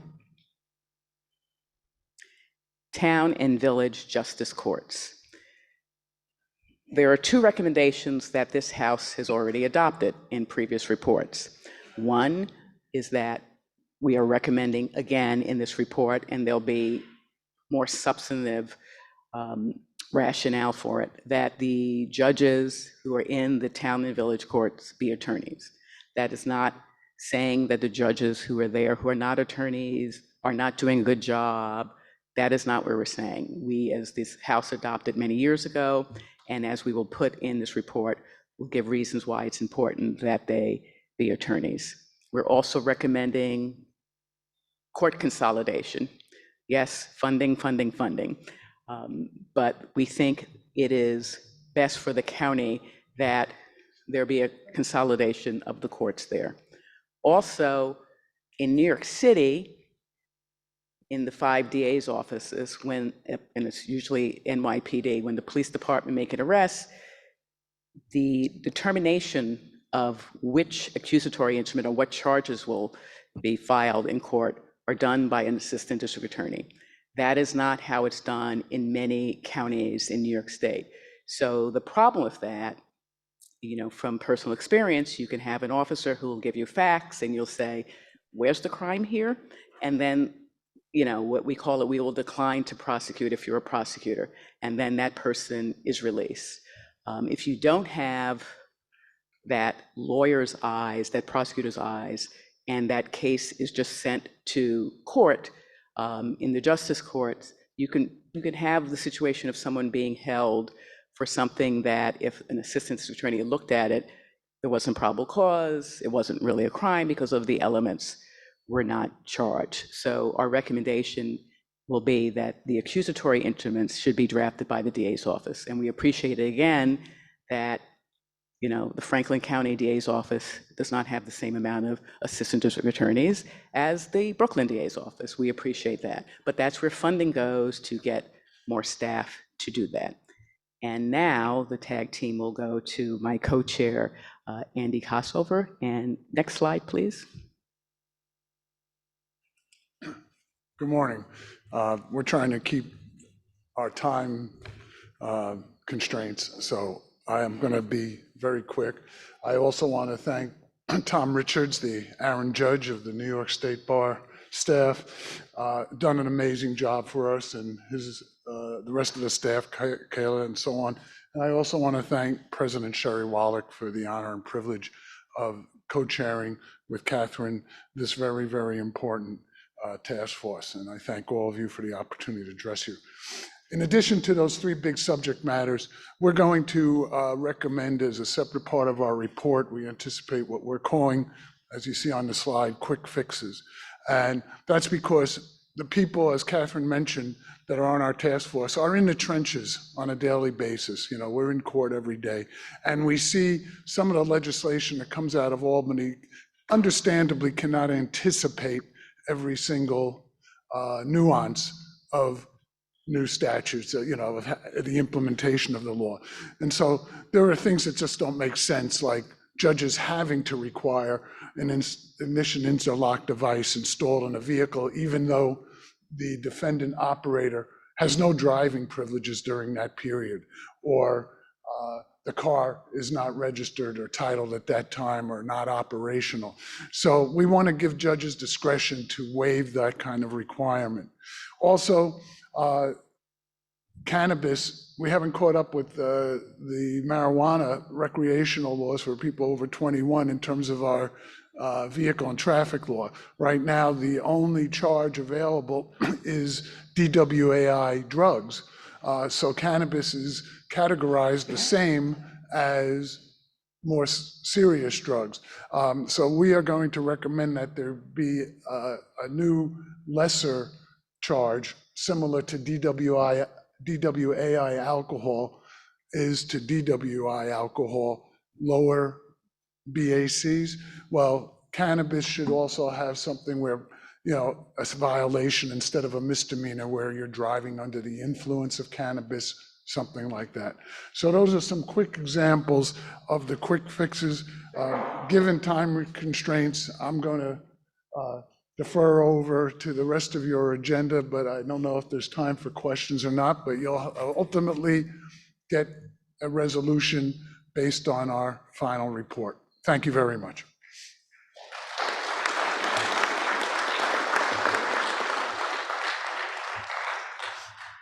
Thank you. That's a pretty exhaustive informational report, and there's a lot to talk about. It's run a little over, so we will, if you have questions or comments, it's still in process. Please contact the committee. We're going to switch the order a little bit, and we're going to go to the task force on notarization. There are two reports that are attached, and I'm sure that you've had a chance to look at them. This subject was as controversial of a thing, not controversial amongst the attorneys, but a controversial issue that has arisen in years, to be honest with you. This resolution was approved on Thursday, these resolutions were approved on Thursday, March 2nd, 2023, at a meeting of the special meeting of the executive committee. And what we're asking for now is approval and ratification by this body. I was lucky enough to co-chair this with Ellen Makovsky, who hopefully is on. She's coming. And we had an amazing group.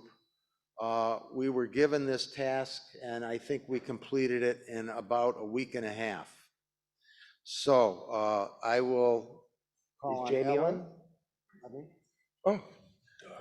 I will call on Ellen to introduce our presenters and make a comment. Here she is. Oh, Good morning, Ellen.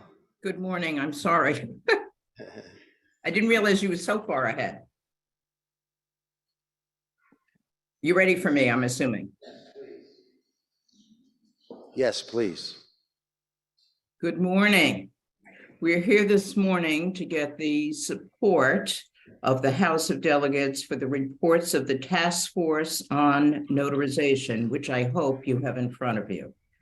The task force was convened by President Wallach and President-elect Dick Lewis and I were named co-chairs of the task force, which was created in response to regulations promulgated by the New York Department of State in regard to new record-keeping requirements for notaries that NISBA membership believes is a redundant exercise that is going to create an undue burden on attorneys.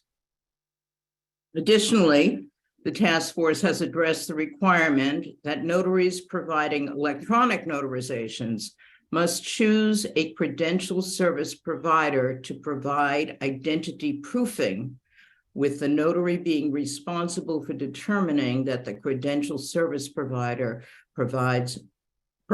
meets minimum technology requirements.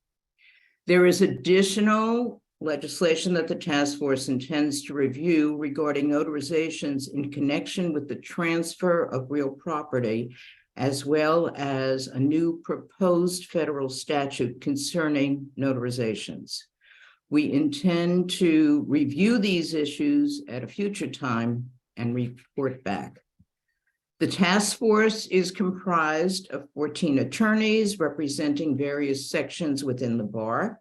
We had lively, in-depth discussions during our meetings, refining our positions. We produced 2 reports, which are primarily authored by Jamie Lewis, David Goldfarb, and Michael Markowitz. Jamie Lewis is going to walk you through the report on notary regulations, and Michael Markowitz will follow up with a report on remote online notarization credentialing regulations. It is our hope that the House of Delegates will approve the reports and that the association subsequently will work to modify the current statute and regulations. Jamie? Good morning. Thanks for taking the time to consider this issue. I'll be brief because I feel like this issue is pretty clear and straightforward. To put it simply, the Department of State has overreached, exceeding its regulatory authority. And it's done so in a way that's not actually designed to meet its goal, yet creates significant challenges to attorneys practicing law in New York. The new regulations, which became effective in January, outline specific information which must be maintained for all notary acts. So all of us here today, this means us.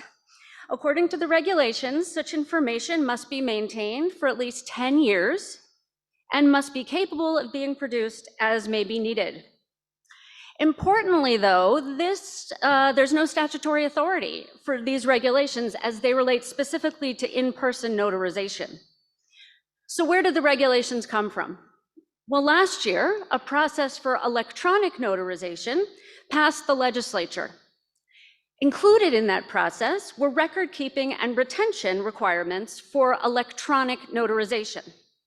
The Department of State was then given implementing and regulatory authority over this electronic notarization process. At that point, the legislature could have extended this authority to all notary acts, but they didn't. And according to the principles of statutory construction, when one or more things of a class is expressly mentioned, others of the same class are excluded. Therefore, since the statute expressly provides for record-keeping and retention requirements for electronic notarization, it excludes such authority for in-person notarization. As further evidence of this lack of statutory authority, all we have to do is look to the legislature. The legislature has actually been considering similar record-keeping and retention requirements for the more limited purpose of residential property transfers, and has consistently rejected them every year since 2015. Now, we have no idea what the legislature will do this year, but certainly while the legislature is still debating, it's premature for the Department of State to act. So what's really going on here? Well, many communities are looking for ways to prevent deed fraud, which is a widespread and serious concern. But keeping a log noting dates, times, locations, documents, and identification for a decade, while absolutely burdensome to those of us just trying to follow the rules, it's really not an obstacle for those using false identification or those who are simply bad actors. Moreover, applying these rules to all notary acts, rather than targeting specifically those relating to deed transfers, is overly broad and unnecessary given the goal. That being said, if these regulations are not repealed, attorneys and our employees should be exempt. Well, why is that? Well, lawyers are already exempt from many of the notary requirements by virtue of being attorneys and what that involves. We are already subject to extensive fiduciary and ethical obligations with discipline and oversight built in, making the regulations duplicative and administratively burdensome for attorneys. This is especially true for rural attorneys with limited support and for legal services programs with limited budgets. Moreover, as attorneys, the requirement that our notary records be capable of being produced for others clearly implicates attorney-client confidentiality issues, as so many of us regularly notarize documents for our clients. It's for these reasons that the Task Force on Notarization respectfully requests that the House of Delegates adopt our report calling for the repeal of the Department of State record-keeping and retention requirements as they relate to in-person notarizations, or in the alternative, exempting attorneys and our employees from such requirements. Thank you so much for your attention and for your consideration of this issue. Good morning. So, to understand the issue concerning remote online notarization, or RON, you have to understand what remote online notarization is. So I'm going to give you a 101 course on remote online notarization, and I promise within the next 2 minutes that I have, you will understand it. So we're going to use Domenick and Shelley as my guinea pigs. Okay, of course. So I am an electronic notary. Actually, in reality, I am an electronic notary. To become an electronic notary in New York, it's not a big deal. You go online, you fill out a form, you upload an oath, and boom, you're an electronic notary. So to electronically notarize something in New York, I have to be in New York. Domenick is a third-party provider, okay? And Shelley is in the Virgin Islands. Okay, we'll put her in Tortola, or the British Virgin Islands, which I know she loves, okay? Or she could be anywhere in the world, and arguably she could probably be on the International Space Station, okay? Anywhere. So this is how it works, okay? I have a document that needs to be electronically notarized. It's uploaded, and bang, it goes to Domenick, okay? Domenick is online with Shelley and myself. So we see each other. Domenick then turns around and he's responsible for doing two things, credentialing and identifying. Credentialing means that he has to have the ability to make sure that Shelley is Shelley. Okay, this is different than Zoom. We're all used to this Zoom thing, which by the way is now illegal. You can't do that anymore, where you see somebody on Zoom and you just stamp it, you know, he shows the thing online. It's no good anymore, don't do it. So Domenick, okay, has to have credentialing for Shelley. Shelley turns around and Shelley takes her identification, whatever it is, uploads it to Domenick. Domenick provides it through a service, and Domenick says, it's fine, it's kosher. Okay. Can I ask a question? Absolutely. As a provider, am I getting paid for this? Yes. Guess who's paying for it?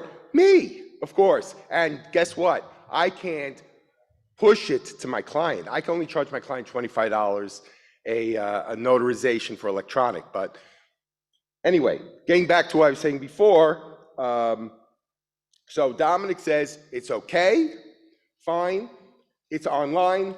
Shelley notarizes, Shelley signs it electronically.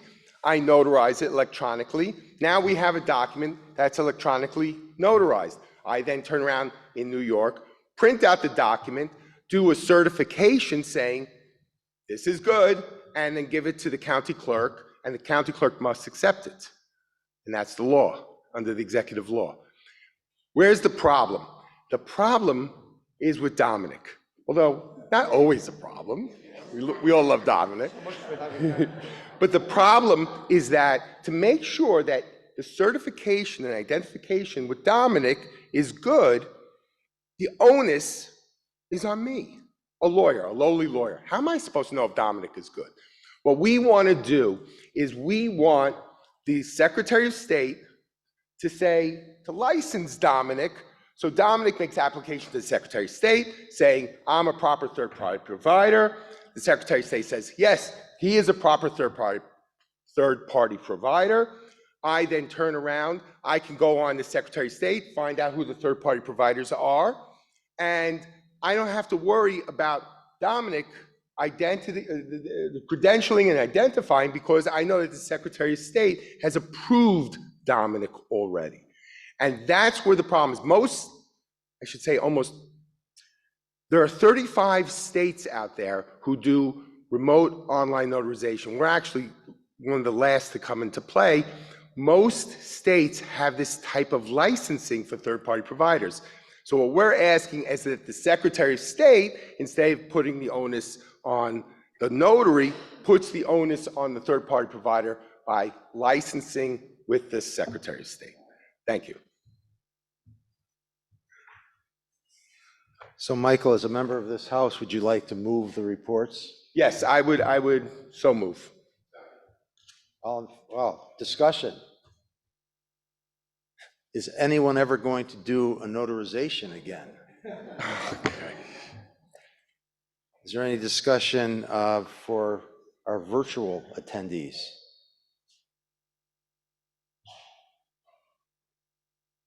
Pretty quiet. I guess I was informative. All right. It's been moved and seconded. All in favor? Aye. Any opposed? Any abstentions?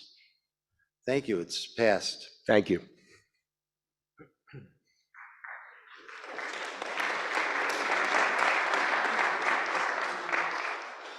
By the way, we did receive a comment from the New York County lawyers who certainly supported this resolution or these reports. Our presenters for item number 10 are not here yet, so we're going to ask Steve Leventhal if he would come up and give his report in connection with local public sector lawyering.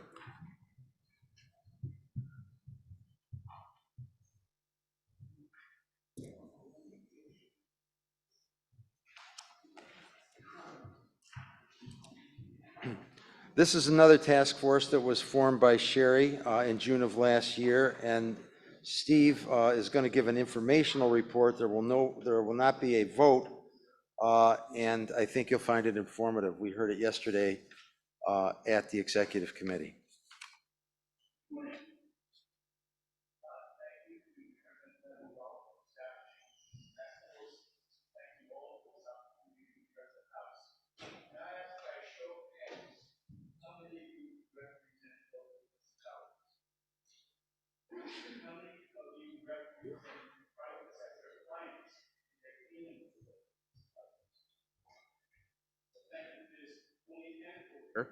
Thank you. In New York State, there are 62 counties, 61 cities, 933 towns, 534 incorporated villages, 800 school districts, plus special districts for water, sanitation, and fire. The latest statistics available from the state comptroller indicate that there are 4,135 local municipalities in the state of New York. They all have lawyers. Some of them have a single attorney. Some of them have a staff of attorneys. Municipal attorneys may be officers of the local municipality. They may be employees of the local municipality, or they may be independent contractors, and different ethical obligations attached depending upon which role the municipal attorney occupies. For most municipal attorneys, there are at least two intersecting universes of ethical obligations. The first are those that arise from the statutory and common law authority having to do with local government ethics. And the second, of course, are the rules of professional conduct. We have organized this task force with 3 subcommittees, and I'm just going to briefly tell you what some of the topics are that these 3 subcommittees will be looking at.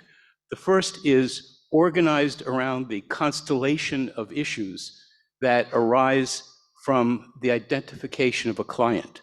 Of course, Rule 1.13 is entitled Organization as Client, and the ultimate obligation of a municipal attorney, like the ultimate obligation of a corporate attorney, is to the organization. And there's a duty to advise constituent members of the organization of that fact if a conflict arises between the constituent and the organization. But identifying the client of a municipal lawyer is often very difficult. Sometimes the client is the municipality as a whole. Sometimes it's a branch of government or a board, commission, or committee. Sometimes it's an individual. And there's a line of cases involving criminal grand jury subpoenas coming out that came out of principally the DC Circuit and other circuits that have held that the ultimate obligation of a municipal lawyer is to the public. So identifying the client of a municipal attorney, while it's sometimes difficult and complicated, is critically important because, as you all know, of course, the attorney-client privilege attaches only to communications between an attorney and a client. If your client is a deliberative body, who may waive that privilege? And of course, as you know, Rule 1.6 of the Rules of Professional Conduct, which is entitled Confidential Information, is much broader in its scope than merely the information that may be privileged.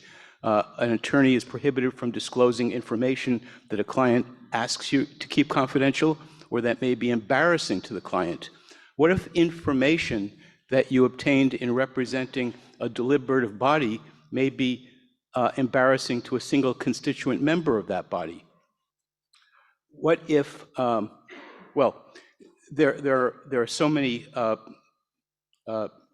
permutations of these of the problems that arise out of the identification of a client. In a municipal context, when a municipality or a constituent of the municipality is represented by counsel, how does the no contact rule, Rule 4.2, apply? You know, that is the venerable rule that an attorney may not communicate with someone that the attorney knows is represented by counsel. But in the government context, there is a constitutional right under both the United States and New York constitutions to petition government. How do those principles interact? What if you have a recalcitrant public official as a client who refuses to follow your legal advice and what you believe to be the requirements of the law? What if the misconduct is criminal in nature? Do you have a duty to report the criminal misconduct of a municipal client? What if the board is divided, the members of the board are battling, and or branches of government are battling? And one of the most difficult ethical situations for a municipal lawyer to find themselves in arises in connection with municipal elections. If you are a village attorney, the village clerk stands in the role of the Board of Elections for a village election. The village clerk is the chief election officer for a village. The village clerk's attorney is the municipal lawyer. The municipal lawyer's continued employment in that position may very well depend on who wins the election. And that creates certain ethical dilemmas, of course, for the municipal attorney. The second task force is organized around the conflicts of interest that arise from representation of various current clients. The compatibility of secondary employment. What if you are a private sector lawyer and you have other clients? What if your other clients have dealings with the municipality? May you represent a client before a board or commission or agency of the municipality that you represent if you do not represent that particular board, committee, or agency? When do these conflicts rise to the level of requiring disqualification rather than merely being cured by recusal? What are the ethical dilemmas that arise for a municipal lawyer who is also in the role of a lobbyist? And what do we mean by the appearance of impropriety? And that's an important question in government, because one of the primary goals of a government ethics program is to inspire public confidence by ensuring not only the reality of the integrity in government, but also the appearance of integrity. And finally, our third committee is organized around Rule 1.11, special conflicts of interest for former and current government officers and employees, which primarily deals with the ethical issues that arise for lawyers who transition between private sector and public sector employment. They involve the revolving door. Is there and should there be a cooling off period before a lawyer may appear before a municipal entity, board, commission, deliberative body that the lawyer represented? And how do you identify particular matters that were pending before a municipality that the lawyer represented and for which the lawyer is precluded from representing a private sector client? How do we define particular matter? Confidential government information, I've mentioned already. You know, in the public sector, we have developed this principle that openness and transparency are necessary for a democracy to function. In order for democracy to function, the voters must be able to hold their elected officials accountable, and in order to do that, they need to know what their government is doing. So for government generally, there is a presumption of access to information, but for lawyers, the presumption favors confidentiality. So there are tensions that exist there. The advice that lawyers give is sometimes legal advice. It's sometimes operational advice. It's sometimes political advice. It's sometimes the intermeddling advice that people just give one another. And of course, the attorney-client privilege attaches only to legal advice. Finally, client entertainment in the private sector is the norm. In fact, no lesser authority than the United States Congress, in enacting the Internal Revenue Code, authorized an income tax deduction for business entertainment. Do you know what you need to be in order to be tax deductible as a business expense? You need to be ordinary and necessary in the production of income for your business. So in the view of the United States Congress and the view of the Commissioner of Internal Revenue, client entertainment in the private sector is ordinary and necessary. If you take that that scenario and transpose it into a government setting, it may in fact be a crime. It may be the crime of giving or receiving an unlawful gratuity. And finally, the concept of pay to play was not incorporated in the rules of professional conduct. So to what extent is pay to play still an issue that we want to look at and examine? So those are the topics that we are reviewing. We have our subcommittees up and running. They're very active right now. And I yield the rest of my time to your family and friends.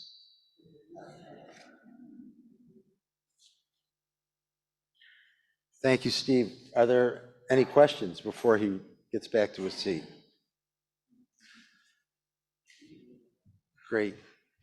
So our next report is going to be with regard to the adoption of two resolutions that have been offered by the Task Force on Emerging Digital Finance and Currency. This report will be presented by Matt Feinberg virtually, right? Feinberg, I'm sorry. And we will have two votes on both resolutions. I'm going to suggest that the presentation be made with regard to both of them and our discussion be with regard to both of them. I also want to note that the Executive Committee heard these reports yesterday and unanimously approved both of them.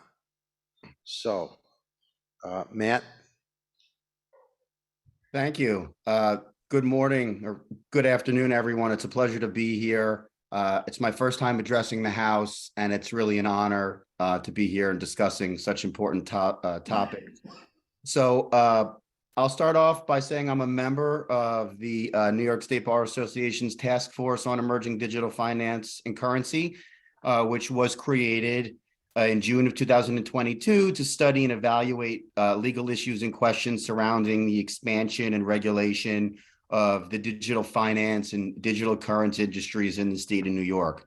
And the task force has three components: to develop and educate members on best practices for attorneys representing clients in the digital finance and digital currency areas, as well as to study and evaluate legal issues and questions surrounding the expansion and regulation of the digital finance and digital currency industries in the state of New York, and to promote the appropriate use of digital assets and Web3 resources to keep pace with the industry and expand global membership. And I'm proud to say that we have been effectively doing all three of those things, hitting the ground running, and things are going great. And I thought that it would be appropriate that we could share some slides and we can see a little bit, explain a little bit more about what we're doing. We have two resolutions pending. The first resolution pertains to the necessity to have a voice when it comes to legislation. There are New York politicians that have proposed bills in the Senate and the House respectively, as well as state officials, I believe, that have proposed legislation pending in the state bodies regarding these areas of the law. And it's imperative that the New York State Bar Association have a say in this. As being the industry leader when it comes to bar associations, we must have a say, certainly because the politicians and the regulators are looking to the state bar for guidance and to see, well, what do the attorneys feel? How do the attorneys feel about this? How do the practitioners feel about this? Just as they do for other legislation. So it's extremely important that we're able to have that voice and to be able to say the New York State Bar Association believes X, Y, and Z, whether it's for or against something. But to be able to have that voice is imperative so we can ensure consistency in terms of across the country and also still remain an industry leader. This is New York State. Obviously there's Wall Street here.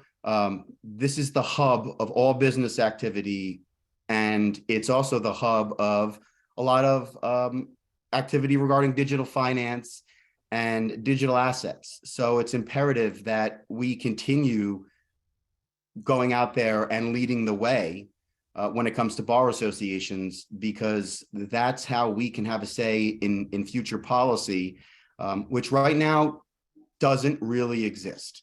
So this is a unique opportunity to capitalize on important legal issues.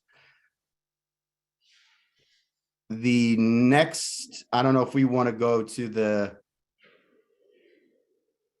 next slide, which is the second resolution. I don't have control of the slides. I apologize. So I'm at the mercy of somebody else right now. But I'd love. But I can talk about the second one. There we go. So the second resolution pertains to how we can engage membership and how we can use opportunities in Web3, which is like the normal internet that we're used to, but with a little bit more and a little bit independence and everybody out there kind of able to do their own thing. How can we use the technology, the blockchain technology? How can we use all of that to benefit members and to bring upon new members? Because one of the things that I've been seeing is a tremendous amount of interest from law students and newer members of the bar inquiring about the task force and inquiring how can they be involved. And we've been hosting CLEs and other programs, and they are very engaged. And it's important that we're able to use the technology that's out there to support the membership and to support the bar. And there's various examples of this, and we'll go through some slides in a bit regarding some other examples, but there are ways to use digital art and digital assets to help members, from receiving an award, getting a digital version of it, which doesn't need a certificate of authenticity or anything like that. Nobody can copy it because it's on a ledger in a blockchain. It's there in code, so it will live there forever. There are also ways to incorporate attendance at certain events by giving them NFTs. And many of you may have, if you're Jets fans, may have had access to these NFTs, because the Jets for certain home games were giving away NFTs, non-fungible tokens, with their tickets. And in some cases, musicians are doing this and giving you extra perks that come along with that NFT, that digital collectible. So there are so many ways to use this tech to entice the bar. And I'm not sure who's in front of me and how many people have, but the women's suffrage exhibit, if we could get that on chain, that could live on chain forever. And we could blast that around and display it without having to have it sit kind of stationary. It's just another example of how we can really have great outreach and remain the leader when it comes to bar associations. So that's the second resolution. I don't know if, I guess, do I have to screen share the slides? Or I don't know if anybody has the other ones. We put together some slides to get you to show you a little bit about what this stuff is, what this technology is. If you could screen share, yeah, because those other slides didn't come through. No problem.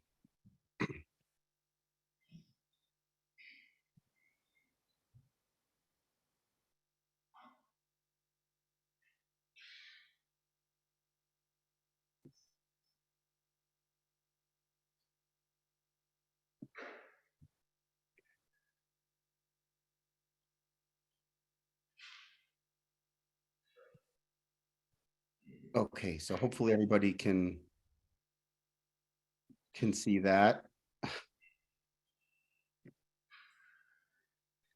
And what are NFTs? NFTs are non-fungible tokens. Before I get into that, I'd also like to thank David Steiner, who prepared these slides, and they're kind of a expedited, put together, condensed version of his slides, but they're excellent. He is also a task force member. So what are NFTs? NFTs are distributed digital ledgers that are created by code, smart contracts, which I'll briefly touch upon, associated with digital resources. And it's important to keep in mind that if you have any questions during any of this brief period where I'm speaking to you, please reach out to me. Please email me. This is a lot of information for 10 minutes. And if you have no knowledge of it, it can be overwhelming. So please just reach out to me. I will say the report that we have issued is very dense and contains great value. So if you won't have any questions, you might get some answers in there, but I'm more than happy to take questions after I'm done presenting today, because I know it could be a lot. So what are some examples of NFTs? They're digital assets that live on blockchains. Well, here's an example of one of them. This is art by Beeple. Beeple is an artist who sells a lot of his stuff as NFTs, one of which was purchased for $70 million. So this is clearly something that's happening. In addition to NFTs, I mentioned smart contracts. This is a whole topic in and of itself, which I could talk about for hours. But essentially, smart contracts are used on the blockchain to create events. But they're not really contracts at all. And this is more of what a smart contract looks like. It's code. Smart contracts can be part of contracts and can contain legal aspects, but for the most part, it was a mistake for them to use the term smart contract because it's not really a contract.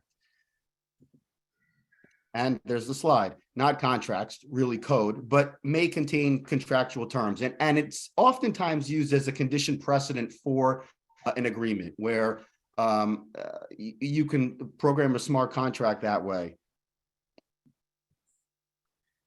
You may enforce terms that way. Contractual terms. That is because smart contracts will operate as soon as something happens. So if something happens, if A happens, the result is going to be B automatically. It's permissionless. And what does it mean to own NFT? That's a great question. And one of the reasons why I think the task force is out there challenging and investigating, because there are intellectual property issues that we still don't really understand yet.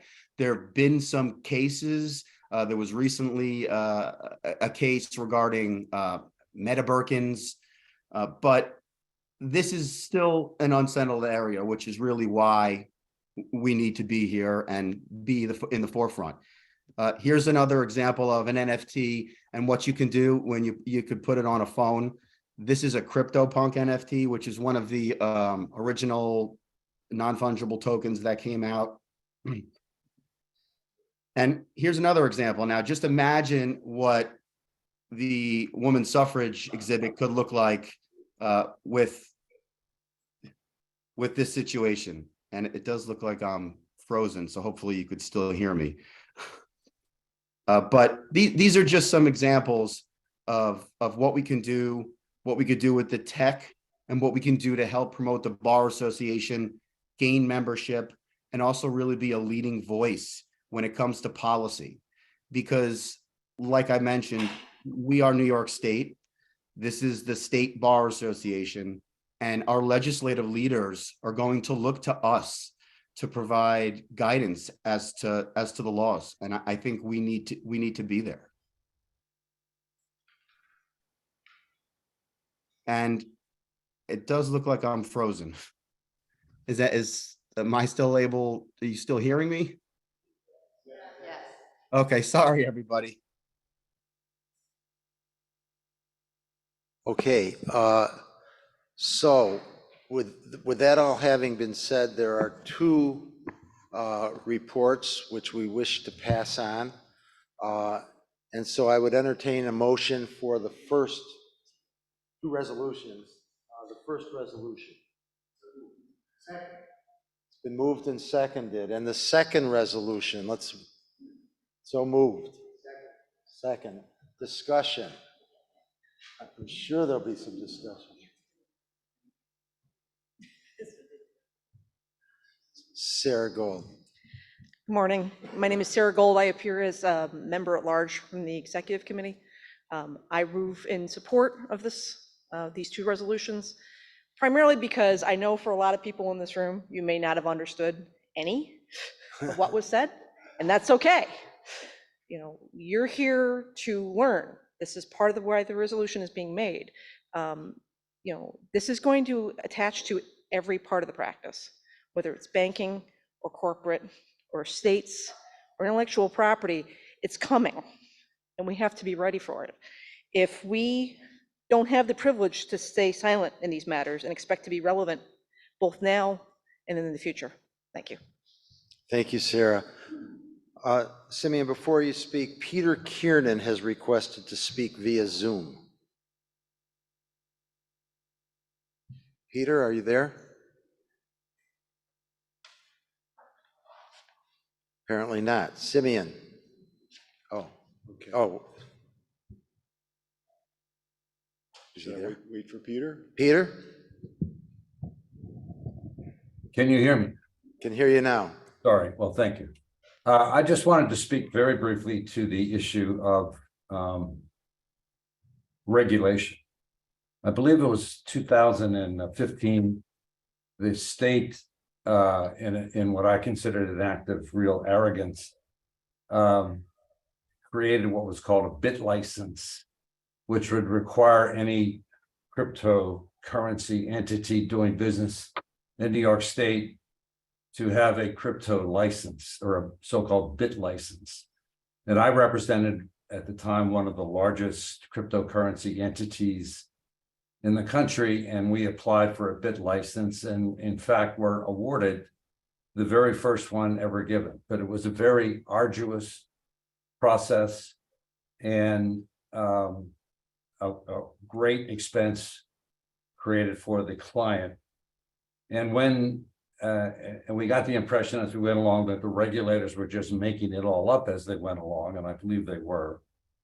In the final analysis, and I mentioned the state being arrogant, because when the state looked around thinking all other states were going to follow it, it was going to be the leader, no other state followed it. And all we did was create confusion, all the state did was create confusion, prevent most crypto companies, some of which became very significant entities, prevent them from dealing with New York banks or serving New York customers. And that also meant a lot of business for New York law firms was never happened.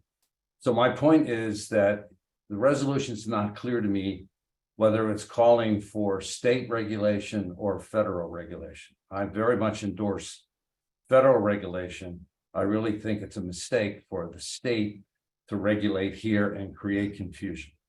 Thank you. Thank you, Peter. Matt, can you respond to that?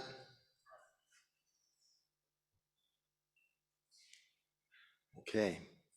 Apparently Matt's getting back on. We'll hopefully hear from him. Simeon. For what it's worth, from my standpoint, in reading the second of the three first set of resolutions, where it calls for a reduction in inequities between the state's regulatory schemes, it seems that the idea is to avoid the kind of aberration that was just described. That's, for what it's worth, that's how I would read that resolution. So I stand in support. And I think that's what came out yesterday. That was my impression from it. So I stand in support of this. I think, if anything, we could go yet further in promoting the state bars taking on a leadership role in this zone. I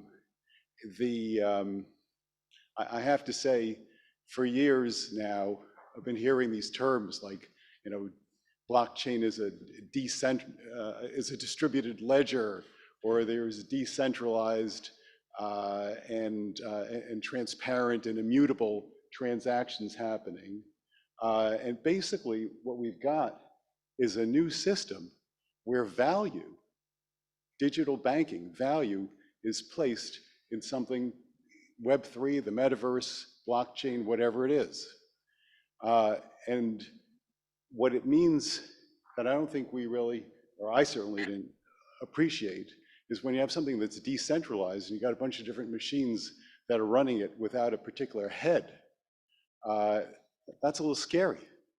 And I think of the Yeats poem, turning and turning in the widening gyre, the falcon cannot hear the falconer, the center cannot hold.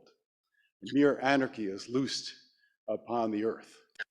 So for us as lawyers with the rule of law, even the scary side, that there's value being put out there that no centralized control is on, is something we want to look at. So absolutely, we should be looking at it. On the positive side, it's fantastic. And I love the idea of being able to give out NFTs as awards here. So I'm for both of those resolutions. I stand strongly in support. Thank you, Simeon. Sherry, Matt is back. Matt, I don't know if you heard the comments by Mr. Kiernan. Were you on? I apologize. I'm now on my phone. I was able to hear the tail end regarding some of that. I missed the beginning though.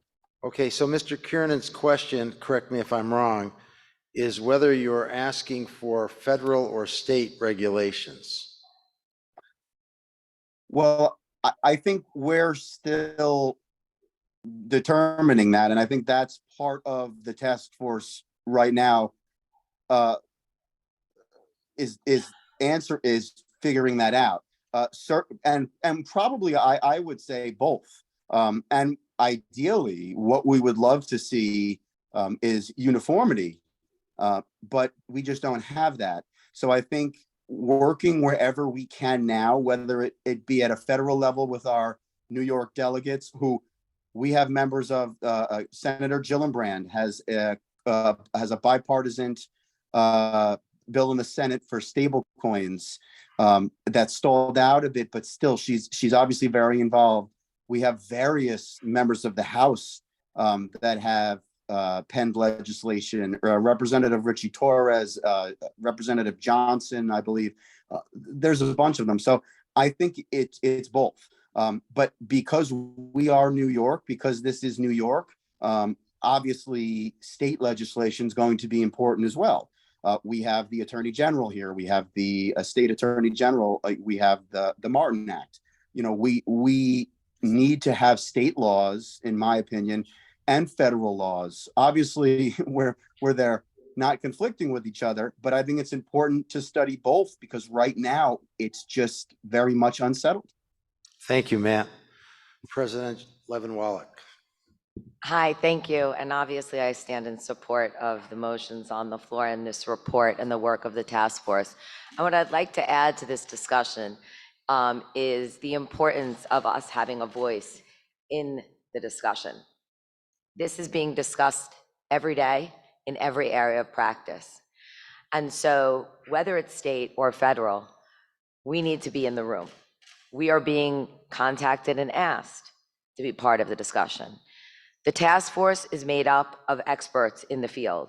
The members of the task force include individuals who represent banks, who represent corporations, who represent individuals, who represent artists, who create their own NFTs, and also regulate work with clients on their creation and transfer of NFTs.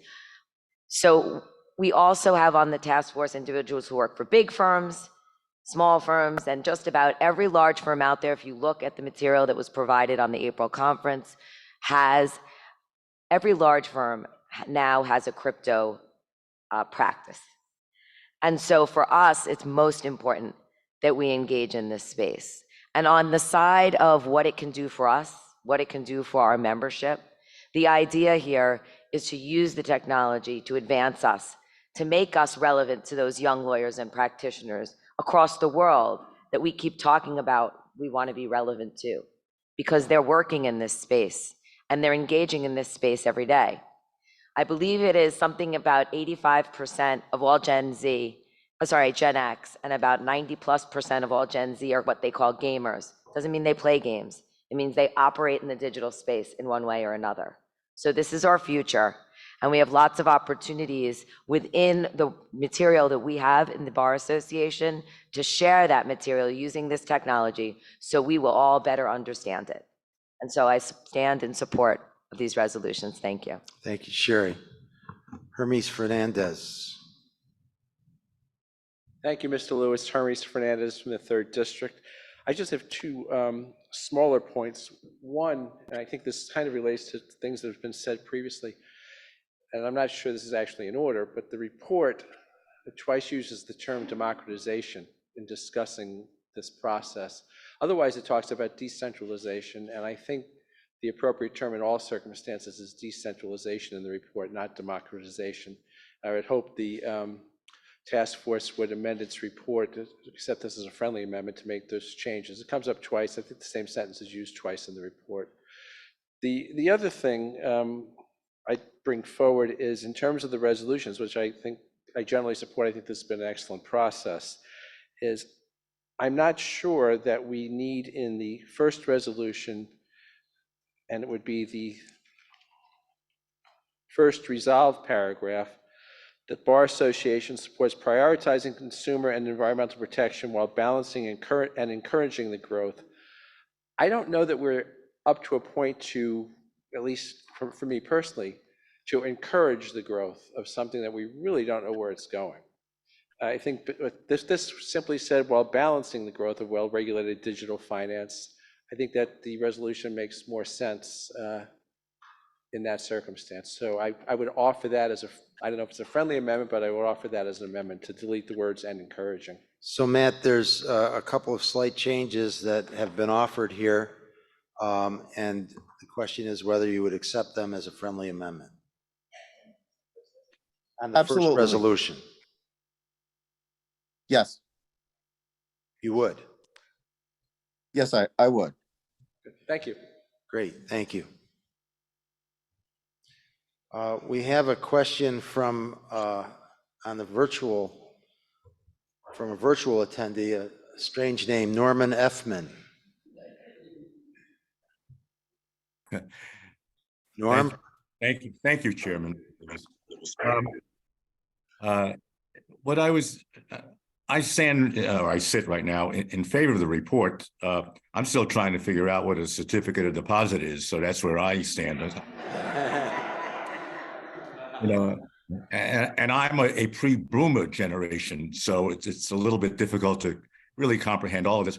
I'm just wondering, besides what you're recommending, which I support, whether you're looking into the use of Bitcoins and cryptocurrency within the profession, and whether that creates disciplinary issues with respect to whether you are, in fact, getting involved with your client if you accept Bitcoin as a retainer, as that thing fluctuates without real knowledge as to what its true value is at the time that the retainer is earned, and whether that will be something that we have to really focus on as clients are offering Bitcoins in exchange for representation.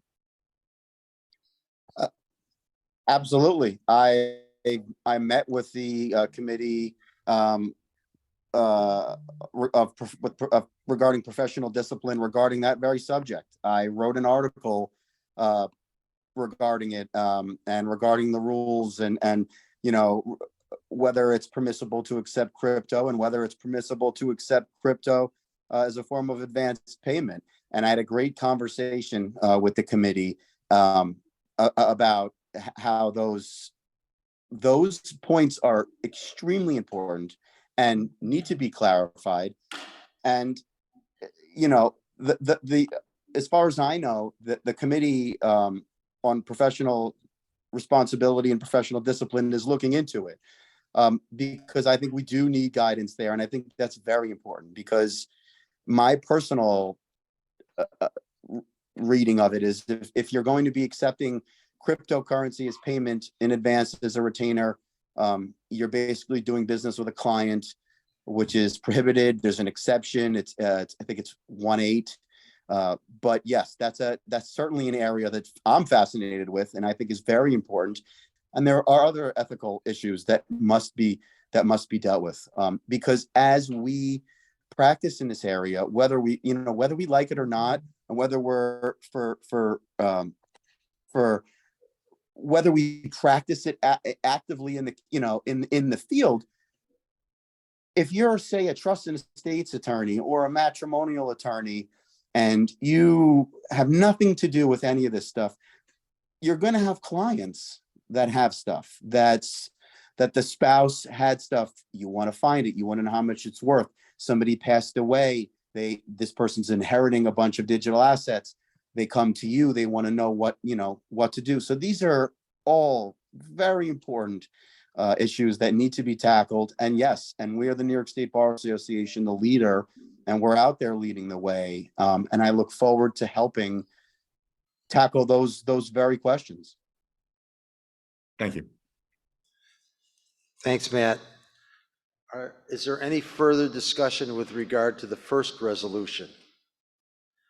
first resolution has now been amended by friendly amendment to the first resolve clause to read, the New York State Bar Association supports prioritizing consumer and environmental protection while balancing the growth of well-regulated digital finance and related business within New York State, essentially eliminating and encouraging from that resolve clause.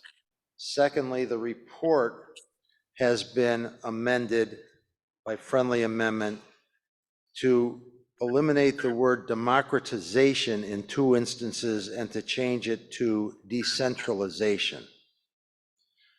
With those changes, the resolution has been moved and seconded. All in favor? Aye. Opposed? Any abstentions? Okay. The second resolution, not yet. The second resolution has also been moved and seconded. Is there any further discussion with regard to the second resolution? Seeing none, all in favor? Aye. All opposed?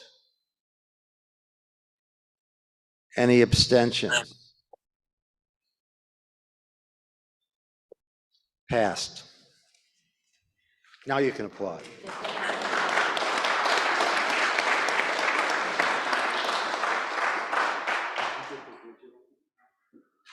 Thank you, everybody. We appreciate your support, and I appreciate the hard work that you're all doing on this matter and other matters. So unless there's anything else needed from me, I'm going to skedaddle. And if anybody needs to reach out to me, please feel free to shoot me an email. Thank you, Matt. The next item on our agenda we will come back to, and we will go to number 14, the report of the New York Bar Foundation. Carla will be speaking. Thank you.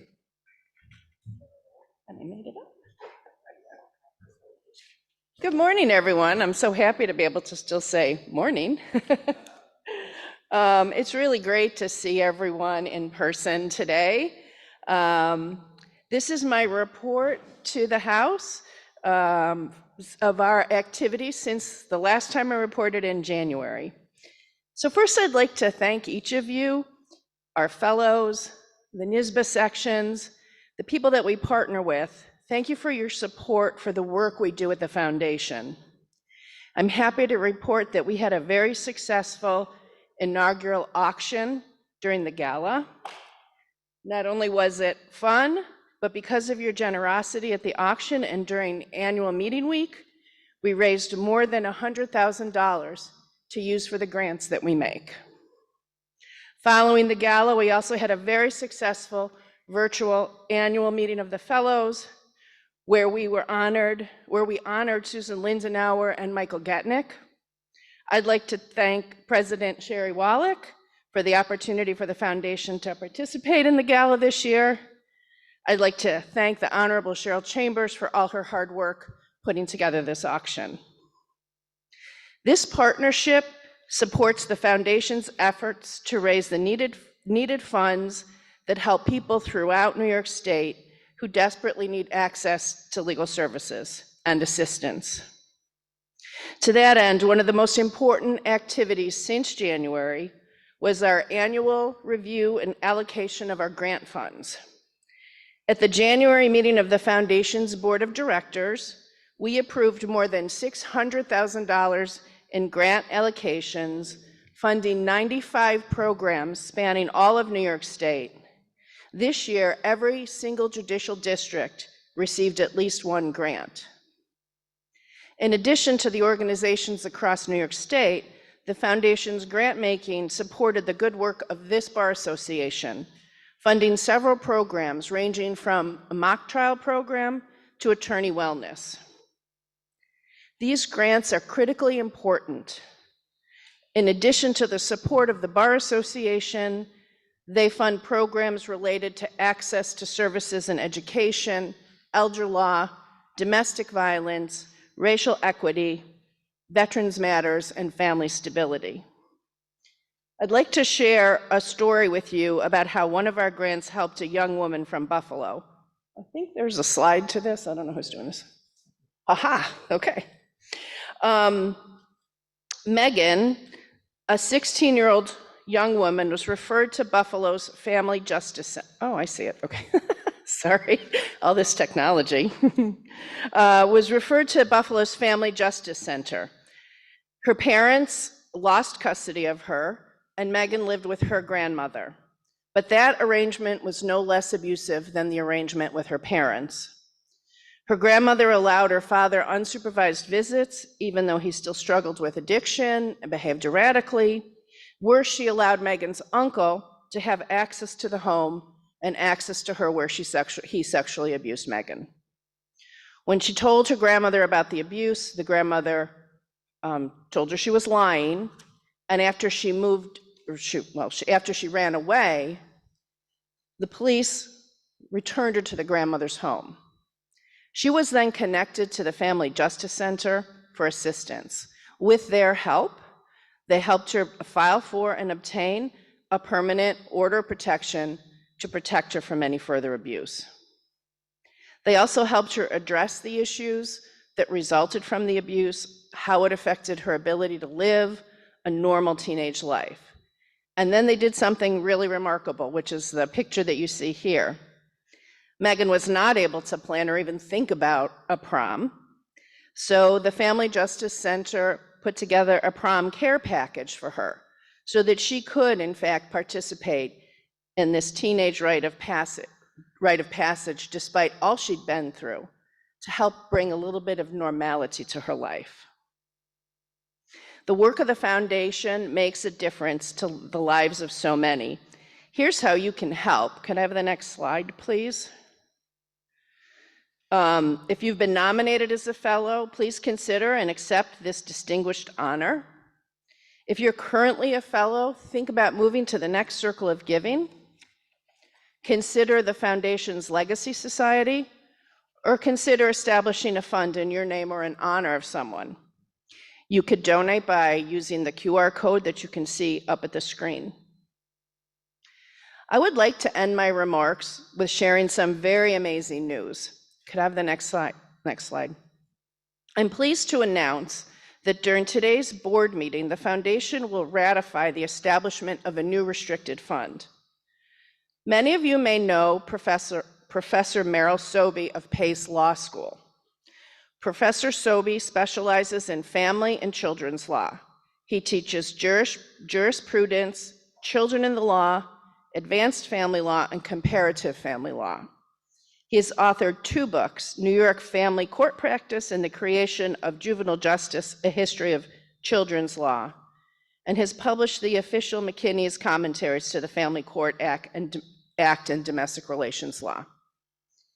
Because of his passion for improving the justice system for children, he has presented the foundation with a $100,000 gift to establish the Merrill and Hope Sobey Fund. The fund is for the purpose of improving the justice system for children, advancing law or policies that affect children and their families through empirical study, research, the delivery of legal service, and other methods that advance justice for children through our grant program. We are extremely grateful for the generosity of Professor Sobey and the impact that this will have on our grant program now and in the future. It's been a great start to this year. Thank you all for working with the foundation to advance justice and address the needs of our legal system and our community. And one final note, thank you to everyone who contributed to our donor wall. As you can see, it's up, it's beautiful. Please take a look at it on your way out today. And again, thank you so much. Everybody have a great day.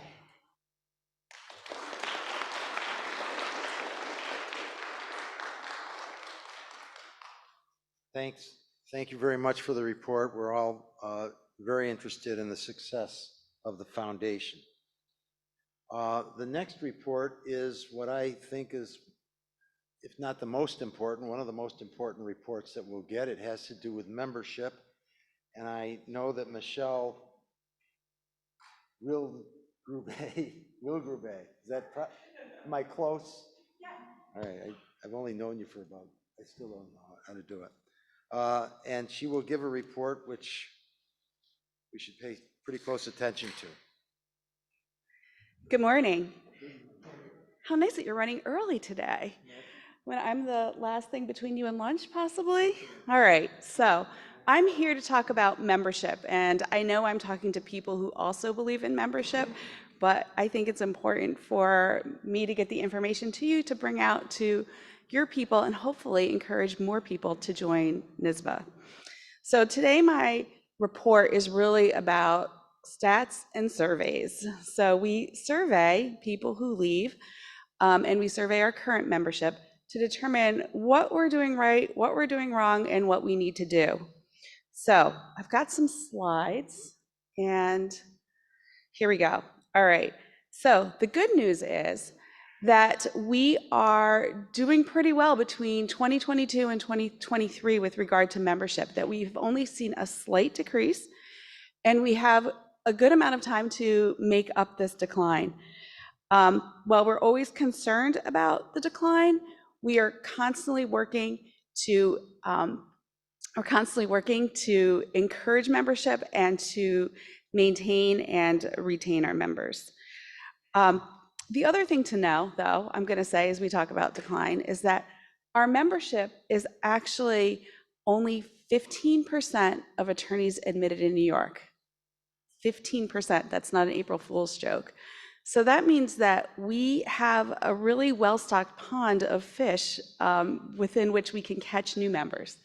So 85% of people licensed to practice law in the state of New York are not members of our association.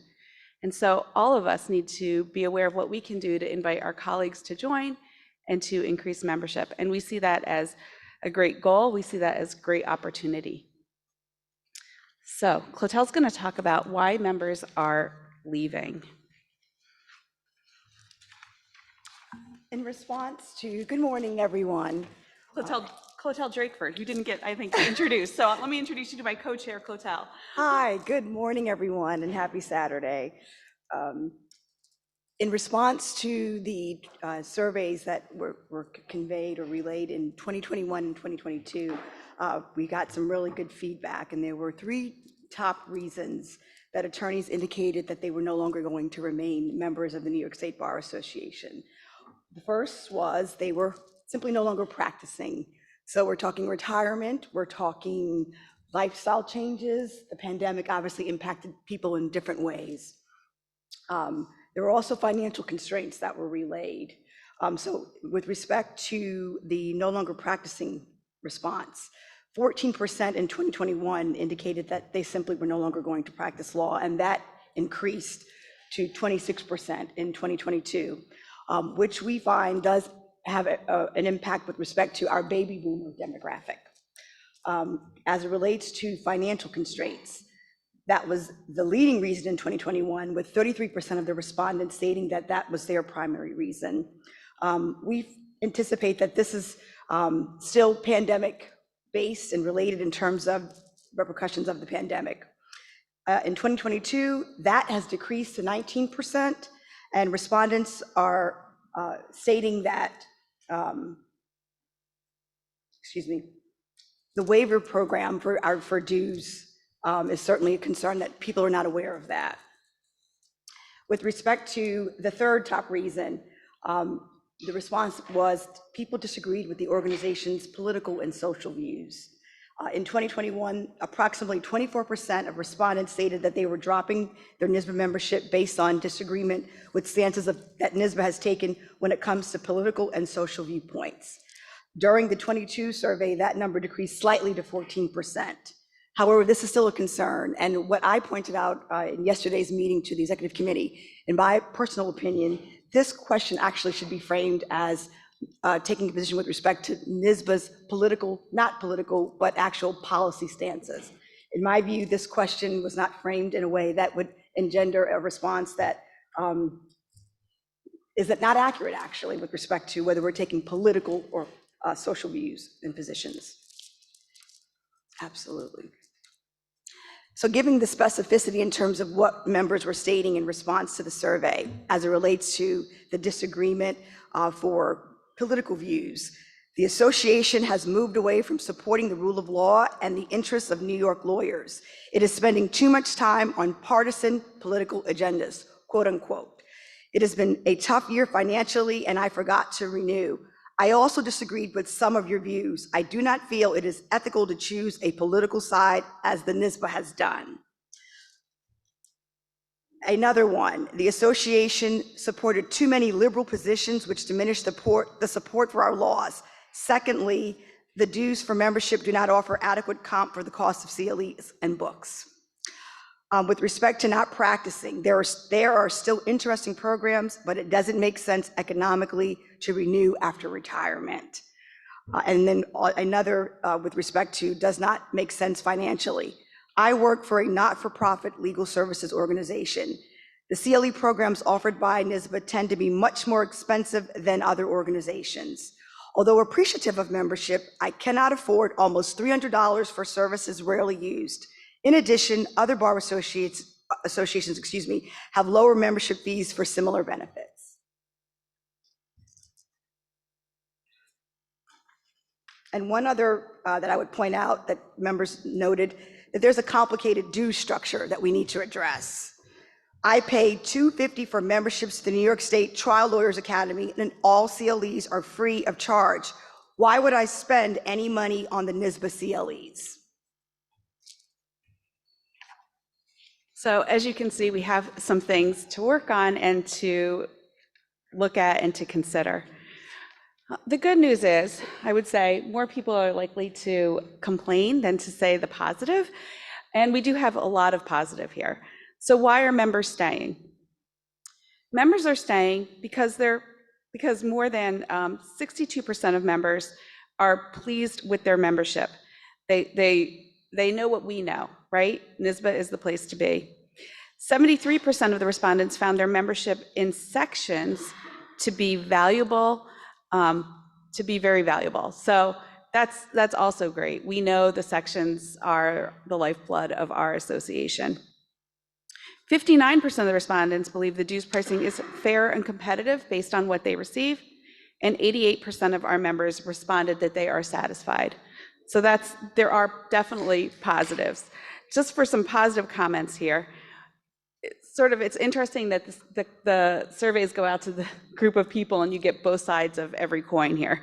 So thank you for being a voice for the rule of law and respect for justice, rather than simply a voice for the wealthy and well-connected. Also, another quote, I support the issues on which NYSBA has elected to take positions. While they may be viewed by some as political, they are usually, if not always, directly related to the rule of law. For example, Ukraine, to the integrity of the profession, for example, Giuliani, and to the legal issues of current importance, for example, the legal justification for vaccine mandates. Another quote, it's important for NYSBA to continue to take stances on policy issues. And then finally, I usually agree. However, I don't see any opportunity for members to provide feedback before the association takes a stand. So maybe there's different ways that we can look at how we take positions. But we are just the membership committee. So we just wanted to report to you on what we are hearing. So these are the reasons that members are staying. And we also want you to know that NYSBA strives to have members be more than satisfied. We want them to be excited about their membership. We want to wow them with the membership opportunities that they have and with what we offer as an association. And so on that note, we're going to talk about CLE. I'm happy to report that we continue to do very well in terms of our CLE programming, as this slide reflects. In 2019, pre-COVID pandemic, we offered 295 programs with 11,187 registrants. In 2020, we see that obviously spiked. We were all on lockdown or at home working remotely. So we had 415 programs with 28,540 registrants. In 2021, we saw still us all being impacted by the pandemic. 386 programs with a total of 30,846 registrants. And here in 2022, last year, there were 261 programs with 16,253 participants. As the numbers reflect, 74% of the respondents to the survey indicated that they prefer a virtual programming. So this is something that we obviously have to embrace. We understand that COVID's not going away, and we also have to embrace the fact that folks want the opportunity and the ability to either appear in person or have the option to participate in our programming remotely. In 2021 alone, we saw an increase in attorney registrations of almost 200% from pre-pandemic numbers, and that only reflected an approximate 30% in overall program offerings. We know that virtual programming has changed the game and made attendance for participants far easier. So we really do need to embrace it and figure out the technology that's needed in support of section programming and other related events. I think I'd also like to point out that yesterday at the executive committee, our president pointed out that we have had less programs but more registrants, which is some amazing momentum there. So I think that's a really important stat to take note of. Great. The other thing that I think we may want to consider in terms of a position for members, if a member lives more than a number of miles away from the event where we are encouraging in-person attendance, that be kind of the way to encourage folks to come, but offer that option for a hybrid scenario, especially for our members who are out of state. So our survey takeaways would be that our areas to improve would be to improve maybe our complicated dues structure. While we do perform well, we know there are some challenges, and our complicated dues structure creates layered costs, a lot of add-ons, right? You have to plus up your membership in various ways. You join NYSBA, then you have to join sections, then you have to pay for CLEs, and then you have to pay for publications. We think that this is financially prohibitive to some attorneys and can be problematic during the join and renew process for people who are just trying to make a purchase. So we really want to look at that from membership to see what can be done there. Also, we have system challenges. Technology can be challenging some ways, and sometimes based on the information that we have to track and store membership stores and membership organization with decades of data. It's problematic from the membership side, but it's also problematic from the other side of the computer for the people who are registering for programs.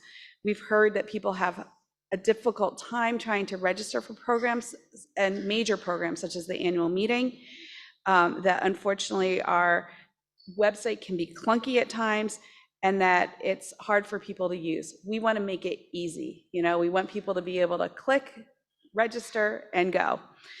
So we're hoping to work on that. The last thing that we need to improve on are greater awareness of benefits. Now, in this case, I'm sure many in the room are aware of the great benefits that we offer, but people who are signing up, people who are newer to the association, might not realize the opportunities that we have for discounts for life insurance, for access to computer programs and software and things that can be used. And all of the other great things that we have. We have great partnerships, we have great opportunities for networking, and sometimes people join and then don't check in again. So we're hoping that we can get people to check in again and know everything that we have to offer to enjoy NYSBA the way that we all do. Typically, we know during the annual meeting, we see our sponsors and our benefit providers, our service providers present, but we also wish to see that more throughout the year and throughout programming so that members are aware if they're sponsoring things or they're simply there to provide information that these services and benefits are available. So we can do a better job in making the ask to have folks like USI Affinity or what have you be more prominent at our programming and events. The other thing that we'd stress is that we see this as membership is a team effort. It's the task forces, it's the sections, it's the committees. We are all one organization and we are a collaborative effort. And it's important for all of us to sustain the Bar Association, to continue to attract new members, and for all of us to reach out to our colleagues who are not members and encourage them to join, to tell them what a great organization this is, to be one of the people who is saying all of the good stuff to overshadow, unfortunately, the negatives. So, but, you know, we're here talking to people who we know are the cheerleaders for our association. So I want to thank you for being here and for continuing to promote membership. Any questions?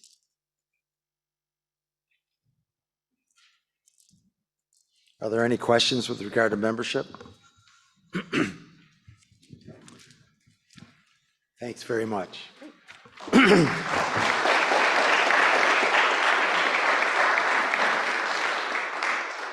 One of the most incredible things that was said was the information on continuing legal education during the pandemic. And Kathy Sahutsky is here, and she and her CLE staff just did an incredible job.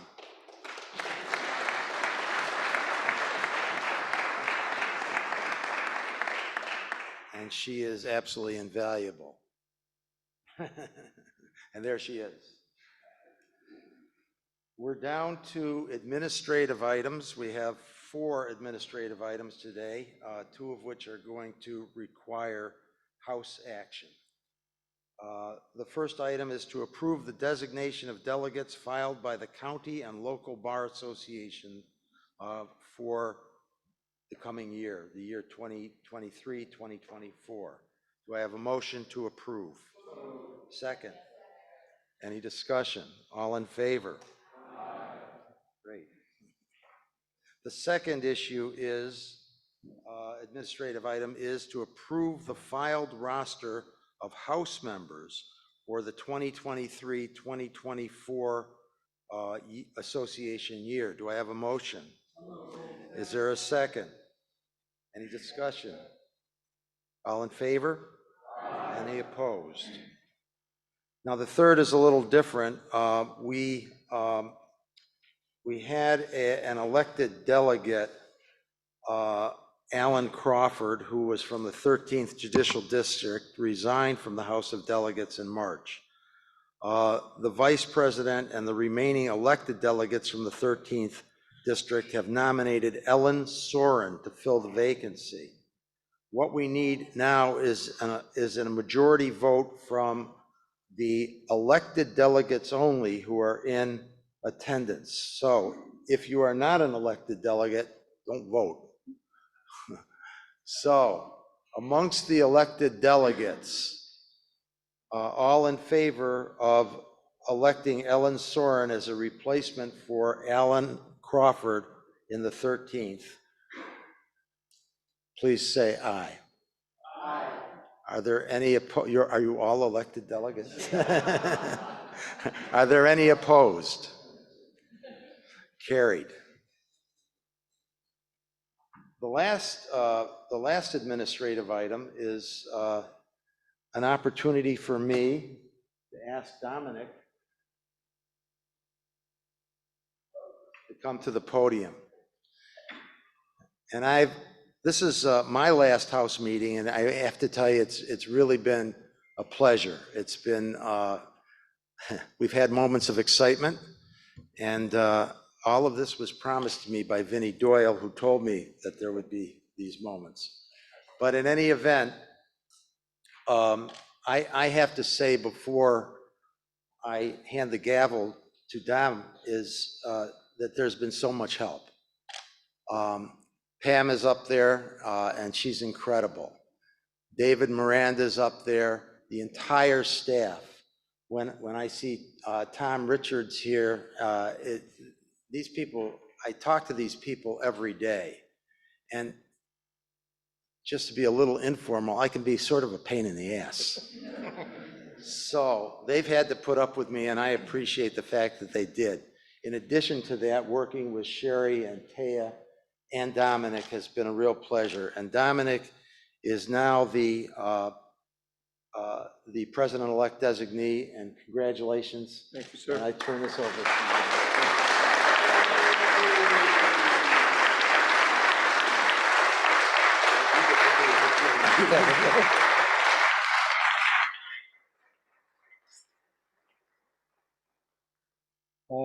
There is a last video. See, I don't go away without doing at least one more video.